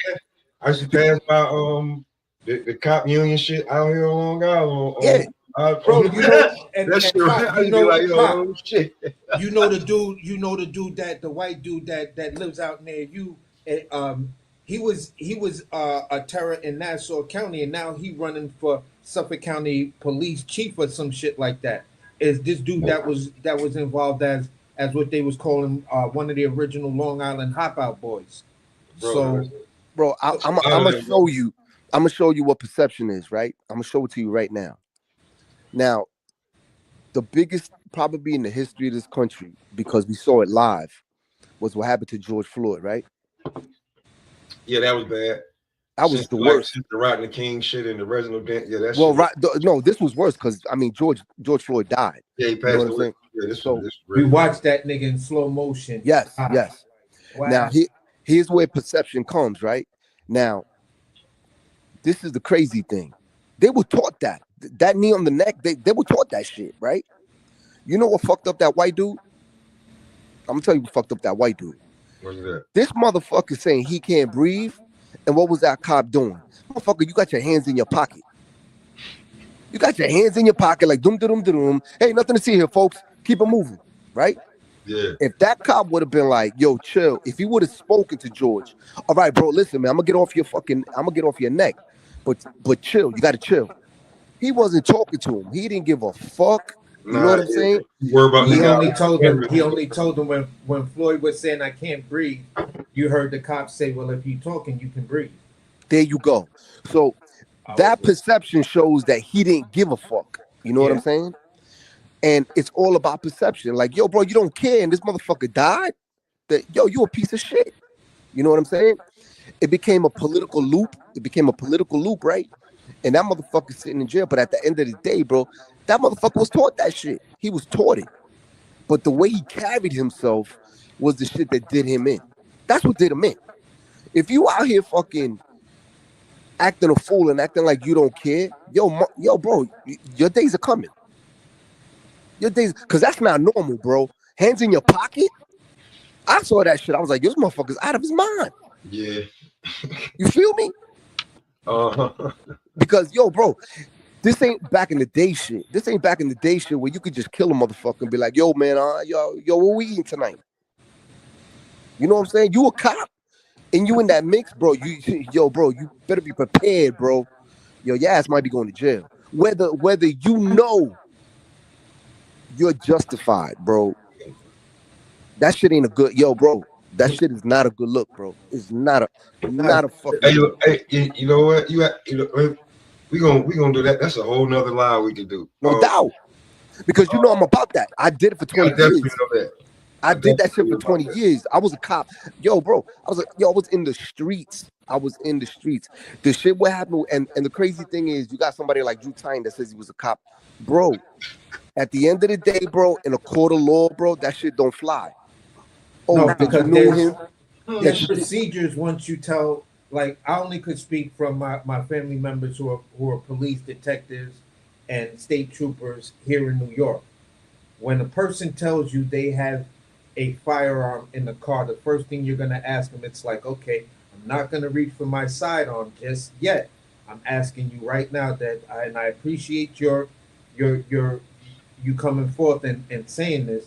Is the firearm legal? Do you have your carry and registration on you?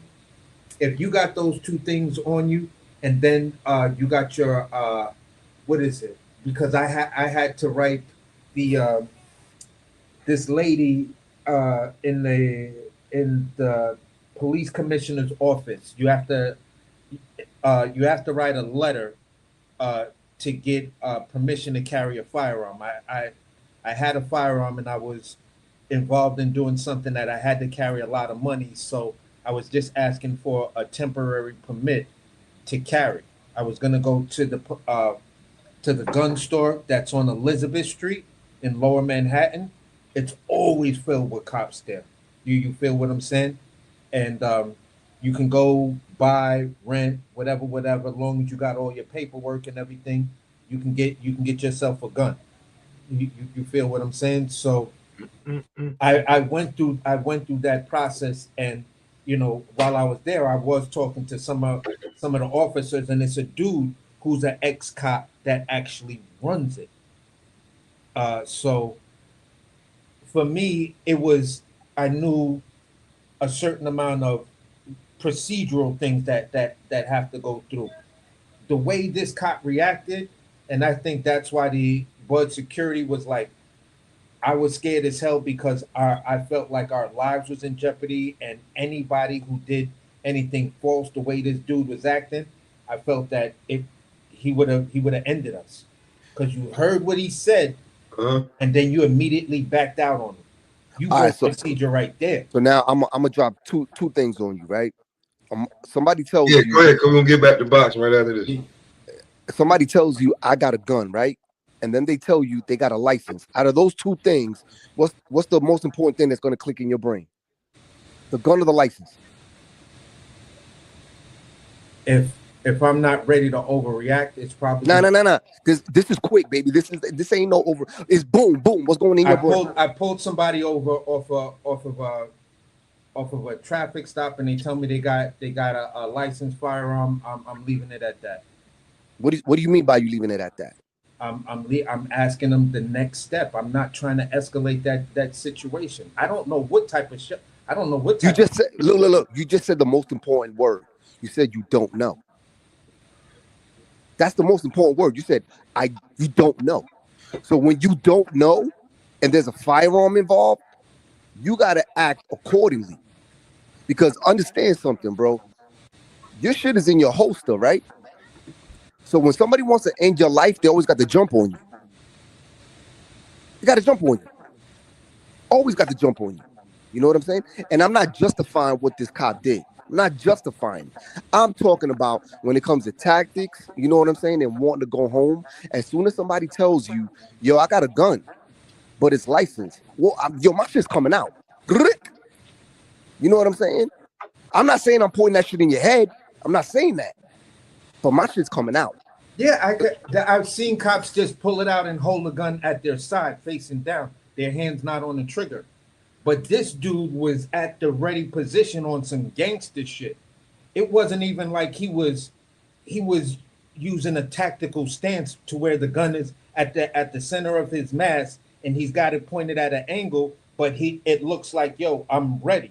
I'm asking you dude to do whatever. Follow Mhm. my instructions carefully, because at this particular point, it's about officer safety. So I'm asking you dudes to follow my instructions so we all can go home. And I'm gonna keep my joint out, especially if I pull up if it's a simple traffic stop and the occupants of the car look sketchy, but you're telling me you got X, Y, and Z. But it's not a simple traffic stop, and it was at nighttime, so Exactly. So it's totally different. And I'm gonna leave it at that. yeah, that's where I'm gonna leave it Yeah, as well. But I'm I gonna leave get it at what you're that. saying, buddy. I get what you're saying, Chaos, and I'm there's not. No. I'm not. And understand. I'm not justifying it. Not no, justifying. I'm not taking it like you justifying. You're talking about the ability to to look at a traffic stop and then be able to deal with a traffic stop where there are elements in that traffic stop that are life threatening. Now you have to put yourself in a position and the occupants in a position that everybody goes home safely. And the only thing is, and I know Pop wants to change the subject. The only thing I would question, because supposedly there was a multiple cause, right? I don't even know the whole details of that shit. I ain't like that shit. Once I know he went home, I was just like, all right, cool. That shit, he'll take care of that shit. Yeah. But supposedly there were multiple cars. I would just question, if there's multiple cars, why did you choose that car? That's the only thing I would question. But we could continue. What's the next topic, Pop? I want to ask Chaos about these fights because I know I'm gonna get a funny ass response. I want to know what you think about Fundora fighting Keith Thurman. I don't understand it. I don't understand it. It makes no sense. It makes no sense. It's gonna be rapid fire for the you know what I'm saying? Because it's a few fights I want to hear him talk about. The Fundora versus Keith Thurman. You don't understand it? Nah, because you say to yourself, is it a money grab? Well, is it really a money grab? But because Keith Thurman ain't who he used to be. So is it really a money grab? You know what I'm saying? Like, how much money is he making? Because you know me, I'm all about when it comes to boxing, I'm all about the money. But it had to be something because you snatched him away from Virgil because he was supposed to fight Virgil. Well, honestly, me, if I was Fundora's management, I would go with Keith Thurman. I would stay away from Virgil. Unless I had to. Like if I would be like, yo, let's go. Because understand, management, they're snakes, bro. The whole game is snakes. So I'm not giving the people what they want. I'm gonna give, my fighters needs. So I'm gonna be like, yeah, let's go for Keith Thurman. You know what I'm saying? And let's just keep Virgil waiting. Virgil's not there yet. Because Virgil isn't there yet. That's why they're making fun of him because he's fighting this dude. What's his name? Erickson Lubin. Come on, bro. And they're breaking his balls. But they making fun of Erickson Lubin because you was crying and blocking any attempt for Boots to fight Baccarat. And then you end up not even fighting Baccarat for the belt because you did all that damn hard, you did all that road work to get to Baccarat. And now you're not even fighting Baccarat, you're fighting Virgil. And Virgil got an intern belt yet again. So that's why we really making me like, what the fuck did you just do here, brother? Well, he's gonna definitely be making more money on fighting Virgil. Definitely. So we know now that you did it's the bread. It wasn't you all that shit about, you want it's your last chance at the title and blah blah blah. No. Now it's about the bread. Because it went to a purse bid and he seen the estimate on that shit and they was like, man, niggas is not gonna buy this shit. Niggas ain't gonna pay for this. So now I only think Baccarat probably fighting Josh Kelly or somebody. So that's when I was just talking about with Joseph Brown, the young phenom, earlier, because he's at 54. And I was like, it's kind of like if you ain't already set and where you at, you ain't gonna be getting no fights at 54 like that in a little bit. Because niggas it's gonna be some Ohio say some strategic ducking. Yeah. Yeah, 100%. But it's nothing but young niggas it's nothing but young champions there, and it's like the promotion. But we talking about, okay, like BVO was talking, right? I'll go right to that. He want to see Jaleel Hackett versus Anders Zayas. Boom, got no problem with that. But do you think Top Rank is thinking about fucking Jaleel Hackett right now? For Anders Zayas? No. Exactly.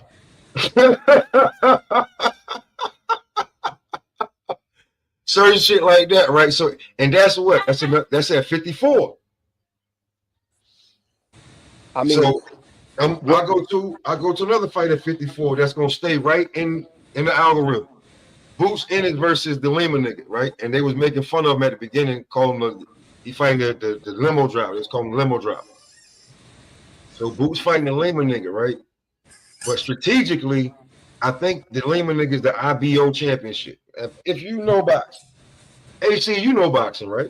Yeah, we already talked about how big the IBO is over there. So the IBO championship, like we be asking, like how these certain guys that we never heard of, or we seen their name, they be jumping the line to get to. They be like ranked number 4, 5, 6. They be the IBO champion, and they get a shot at the damn champion. Yeah. right? So he's fighting him. He could take his little belt, and I think it's a title. It's a eliminator, title eliminator.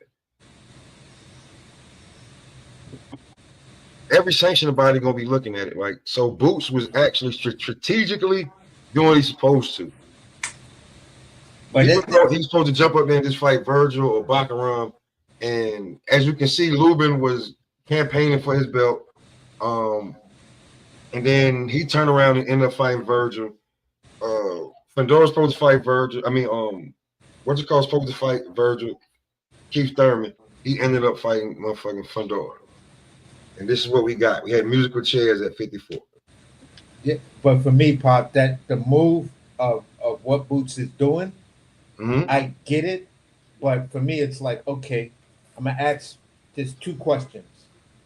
One, where are you fighting for the IBO belt? Because over here. If see, that's problem number one. Because if you're gonna fight for the IBO belt, you go the fuck over there. Now you're fighting on foreign ground. We're going to actually see what Boots can do, what Boots' name, Jerome Boots, and his name carries across the pond outside of Philly. We know you could do at least 10,000 or maybe 9,000. You feel what I'm saying, in New Jersey. We know you could do 14,000 in Philly. In Philly. You feel what I'm saying? But what can you do once we put you on the platform? Because if he's going over there to the sheet, he's not going over there to fight on the sheet card, bro. See, but that's what I'm talking about. It's like, not going over there. He's gonna build his fan base. They're gonna do it. Eddie Hearn already done said. Yeah, but that's the problem. That's the problem with, where that Boots fans have. It's like, bro, they are moving you so fucking slow. Everything you do is like a whisper, or it's like, a baby just learning how to roll over on its stomach. You were the lineal champion. You were the unified champion At of 147. Yeah. So the thing was, if we're gonna say you're the next coming to Roy Jones, then it becomes a what would Roy do type of situation. I think we and a lot of people, I think we offer the Roy Jones shit and the way this shit going now. Yeah, and that's because you chose to fight Lima. You just blew all of that and go. Listen. Who did you want to fight? Honestly, I'll look it up right now. Yeah, I'm gonna say it like this.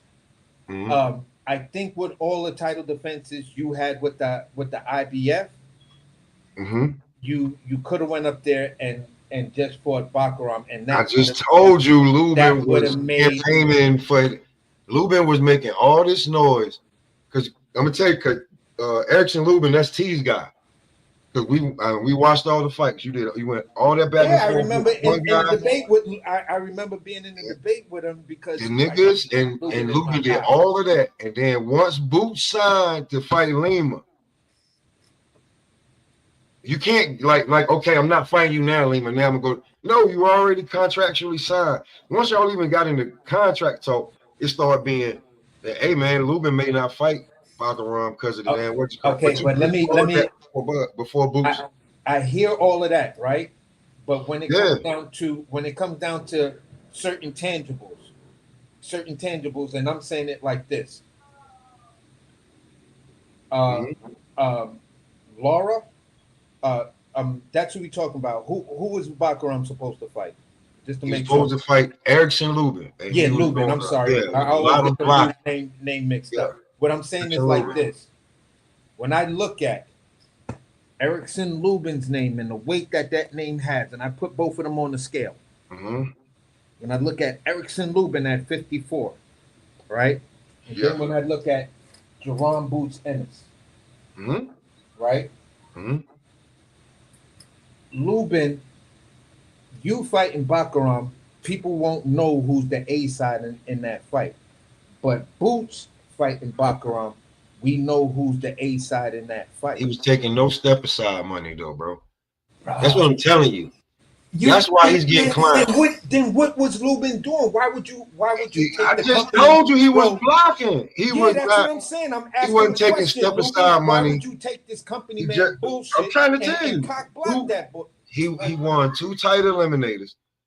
his big case was this is maybe his last chance for a championship. Blah blah. I'm telling you, that's why I do all of that. And then after Boots signed, I don't even know if it was after, like why he was in and when you know that the contracts is like damn near done. That's when you start hearing the rumblings of he's not even gonna be fighting him. Baccarat may be fighting Josh Kelly. Boom, musical chairs happen. Fedora fighting motherfucking he fighting Keith Thurman.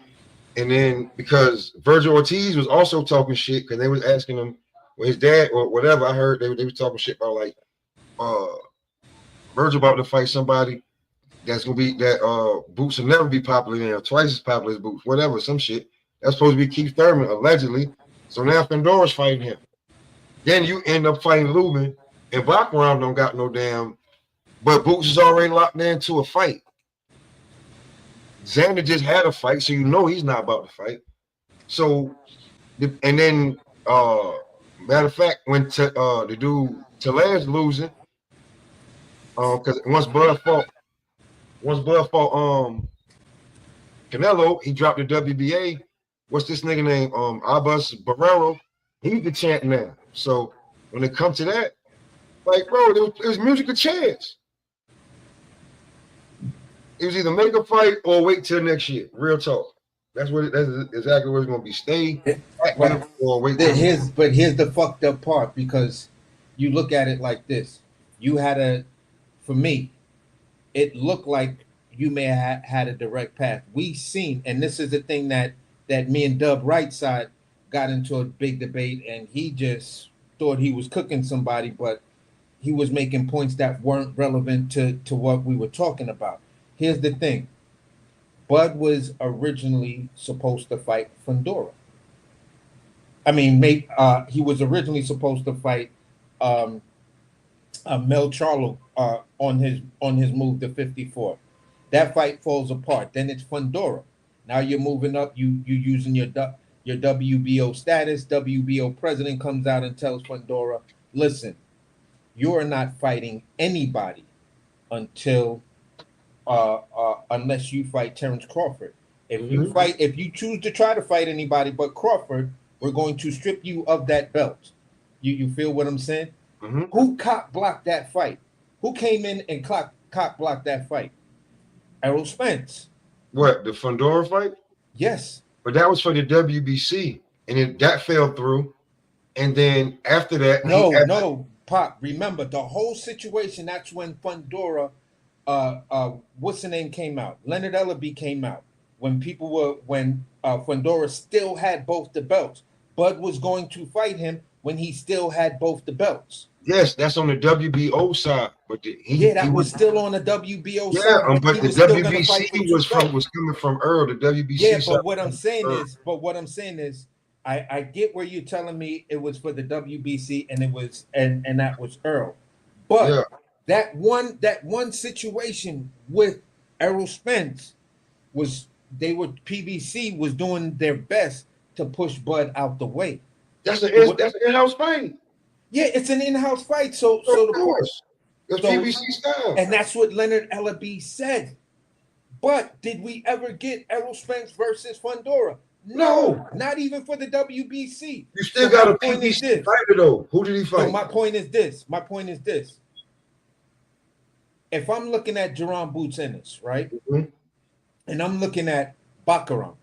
Yeah, Baccarat, I don't believe is signed to any major U.S. promotion. Definitely not. We don't. So if Boots come in with the big dog money behind him, what big dog money, bro? They not spending no fucking money with him. He had Eddie Hearn behind him, bro. Eddie Hearn is like, nigga. They listen. And see, you heard Ohio. I don't know, but listen. Charles Conwell got a shitty offer that was like, nigga, are you serious? So come on, bro. You already know that he really not. He really not. Like, come on.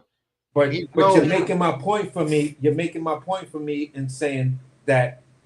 I told you they tried to offer Lubin step aside money. They offered him good step aside money, more than he said no. So you say no to fight. He locked in. He was locked Say in. no to Like statement IBF fight couldn't money, move him but around. you're He fighting. won 2 title eliminators. They couldn't move him around. Bro, I'm telling you, I'm dead on this shit. Like, But if he Pop, win the whole point of what I'm saying is you I take can't step put that aside on Boots. money to only fight a guy who I doesn't can't have put a that on belt. Boots, bro. I can't put that on Boots. If I try to But make you the fighting fight, a guy. But what I'm saying for Lubin. I'm not talking about Boots right now because yeah, it's a 2-part argument. What I'm saying about Lubin is, all right, you cock block Boots, right? yes, You play the company man, whatever the fuck it was, and you yes, cock block Boots from using his ability to have a direct shot at the boogeyman at 54 champion, which is yes, Bakaram, the nigga that don't nobody want to call his name out. You yes. He feel just what I'm killed saying? himself. Yeah, he killed himself to put him in the position. Yes, Exactly. So boom. So then what do you do after this cock block? How can I justify? there Lubin's isn't. move That's why niggas is. to That's say why. you're fighting Virgil Ortiz now who has no belt? You haven't That's met why as a champion. That's why the shit is funny now. That's why I say, and I made that live months. I think a few months ago or a while ago. That I can't blame Boots for this move, because it looked like he seen the bullshit. Like, yo, bro, he probably saying the same shit you saying, bro. You like, or his team, or like, yo, you know that you can take this step aside money, and then you fight Boots would be a bigger payday than you even fight Baccarat. What, no matter what, you know what I'm saying? And he was on some no shit, bro. That's what I was getting. I was hearing, and then out of the blue, once you knew it was going to purse bid and nobody was picking this fight up, like the Turk wasn't picking it up, the zone really didn't care. They're ready to go to purse bid. And he seen the estimate of the whole fight being somewhere around 1.2, 1.4. He faded out and instantly ended up signing the fight Virgil. So for me, I'm gonna say Now, like mind you, this. this is months now. This is months after Boost done already tried to make these fights and then end up fighting this dude. He went through the bullshit of the Turk saying that he wanted this, that, and the third. He went through all of that. He got his fight signed up, ready for a date. And this is so I can't blame Boots for The moves from who the Lubin guy is he so fighting. pussy that I hope Virgil Ortiz knocks his fucking ass out inside of 5 rounds. That's why I'm not mad at Boots. I kind of seen the shit just from like, but I can't be mad at Boots if he seen it. I seen it like, yo, if he signed this fight, because nigga, you've been in the IBF your whole career. They ain't letting you get that belt. So what about must the be on something. And it ended WBA up, it side? was Lubin. I did some more digging. It was Lubin. Yeah, You know what I'm saying? I agree. But what about It's unofficial, but it was Lubin, and Lubin wasn't giving up his slot. Like, you know, I'm not like, I get that you're the brand new fresh quarterback, but I'm not giving you my number for some shit like that. So, but on that note, like, I mean, he had to fight somebody at 54 just to make sure that, you know, you establish yourself there. So here's what it is. Yo, on a quick note, and yo, I mean no disrespect, respectfully, yo, it just hit the news right now. Diddy sentenced to 50 months federal prison. God, for being freaky. Yeah. 50 months. 50 months federal prison. He gave time for good behavior. It's non-violent. No doubt. Listen, so you man. got something like 3 years? You're gonna do like 3 years. 3 years. Wow. That's what you think. But anyway, what you about to Federal? say? He doing it in federal? So Yeah, it's fair. It's fair. Yeah, yeah, gonna so do he gotta that. do the whole 4. He just got 4 years. Just got 4 years. Yeah, 50 months. That's a fucking Wait. Let me make sure. I think it might be way more than that.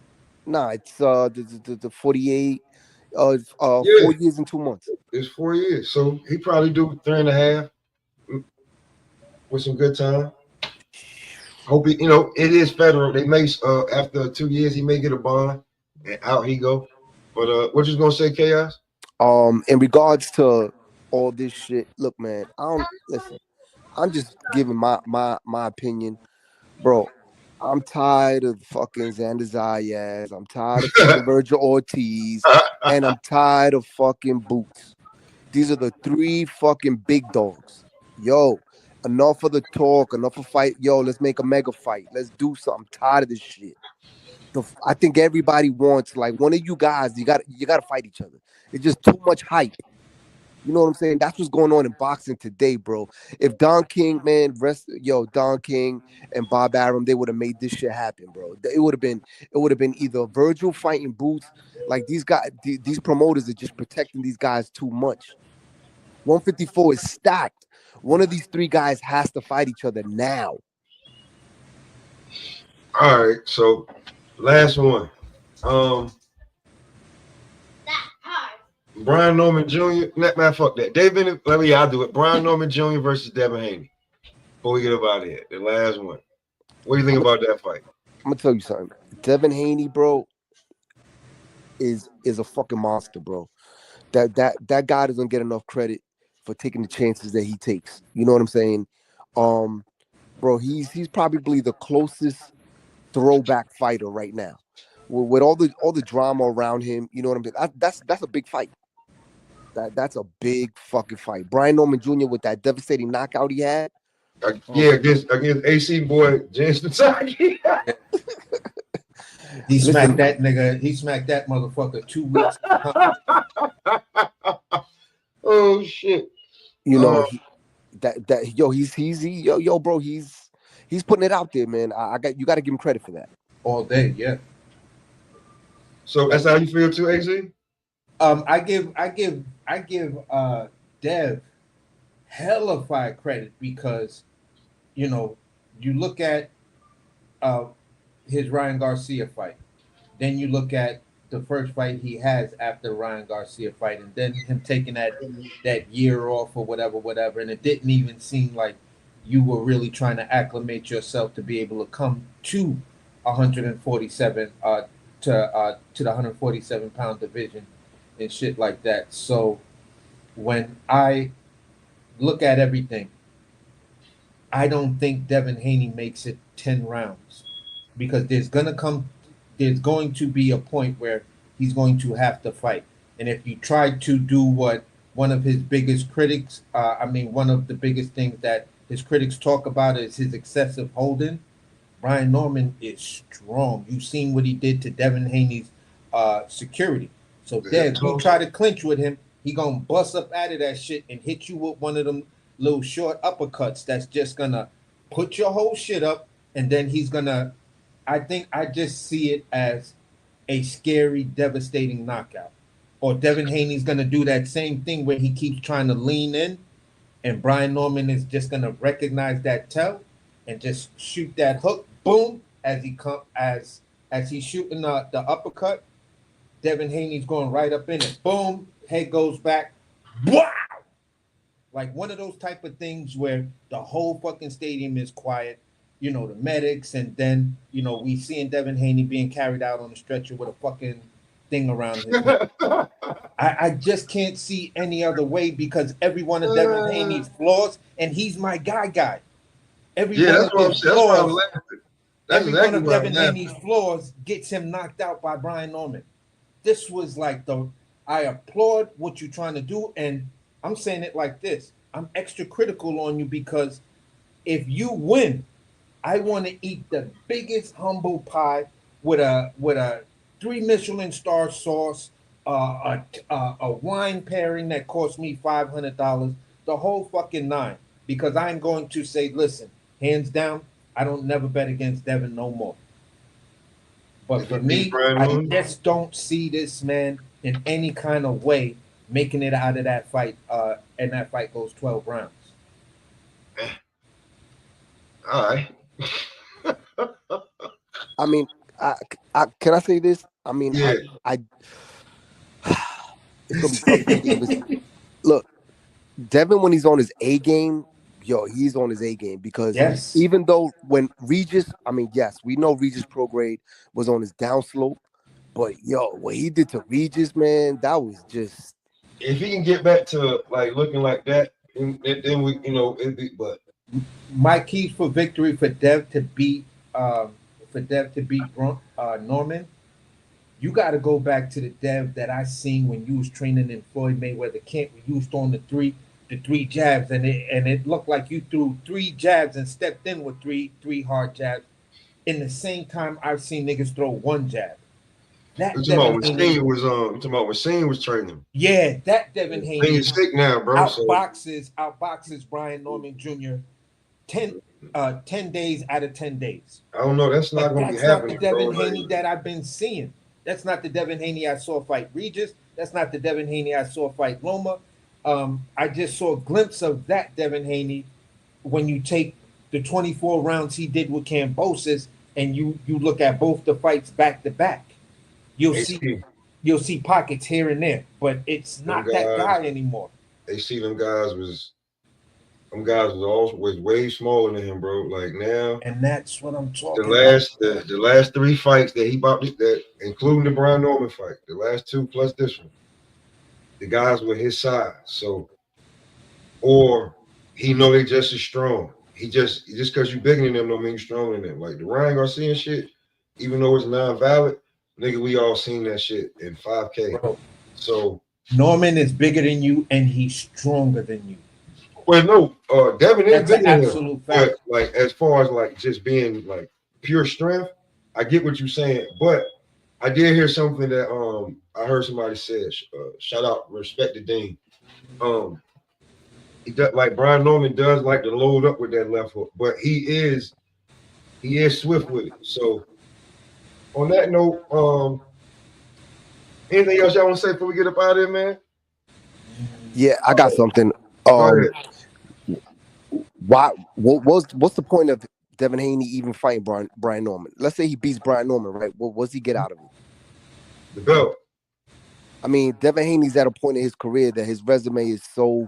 And listen, there was a time that I honestly, the way his last fight, that was horrible. But when we talk about resume, I think that he should forget about them belts and just be looking for mega paydays with the Teofimos, and even try to get a Ryan rematch. fucked that up.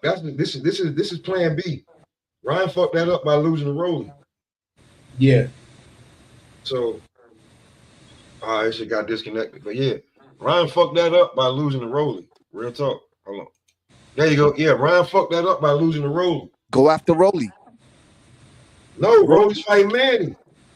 I'm saying before I don't understand why they entertained Brian Norman Jr., man. I just don't understand it. I thought he was going to go after Barrios. Honestly, I thought he was going to go after Barrios or Rolly. Those were the 2 guys that I was like, Dev, if you going up there, fight either one of these 2 guys. It's going to be a good fight. It's really going to let everybody know if you're a true 147 pounder, because I've been asking Dev to go up to 147 after the Loma fight. I was like, don't even go to 40. Fuck 40. To be truly honest with you, right? When the shit happened, right? Because I got because the VIP be different. I love that shit. When he went up there, they was screaming the boot shit. That shit fell. That shit was like funny. Rolly had just won. He really wasn't trying to fight Rolly for some reason. Boots had 2 belts. So then when it came to the WBO, it was like, and Brian Norman and them, I guess they thought that Brian Norman and them wasn't going to take the fight, or they was going to be scared of some shit. And it ended up being that Bill found somebody he couldn't out-talk, and that we here. Because, he wouldn't even be talking about fighting another champion. To be truly honest with you, this would be a title fight against Ryan, because Rolly got the belt how? As soon as Boots said he was moving up. Yeah. So this Ryan would have been that shit, and then Ryan probably could have gotten them when at Boots, or at minimum for him, fight Devin in a rematch that actually count for his title. This has been Ryan's first title, but he fucked that bag up. And on that note, man, we're gonna get up out of here, man. We're gonna great show, man. Good talking to you, Chaos. Nah, we're gonna be in the background. Y'all gonna miss the background shit. We're gonna kill him. But yeah, I appreciate y'all pulling up, and y'all stay looking up for the young phenom, man, Joseph Brown.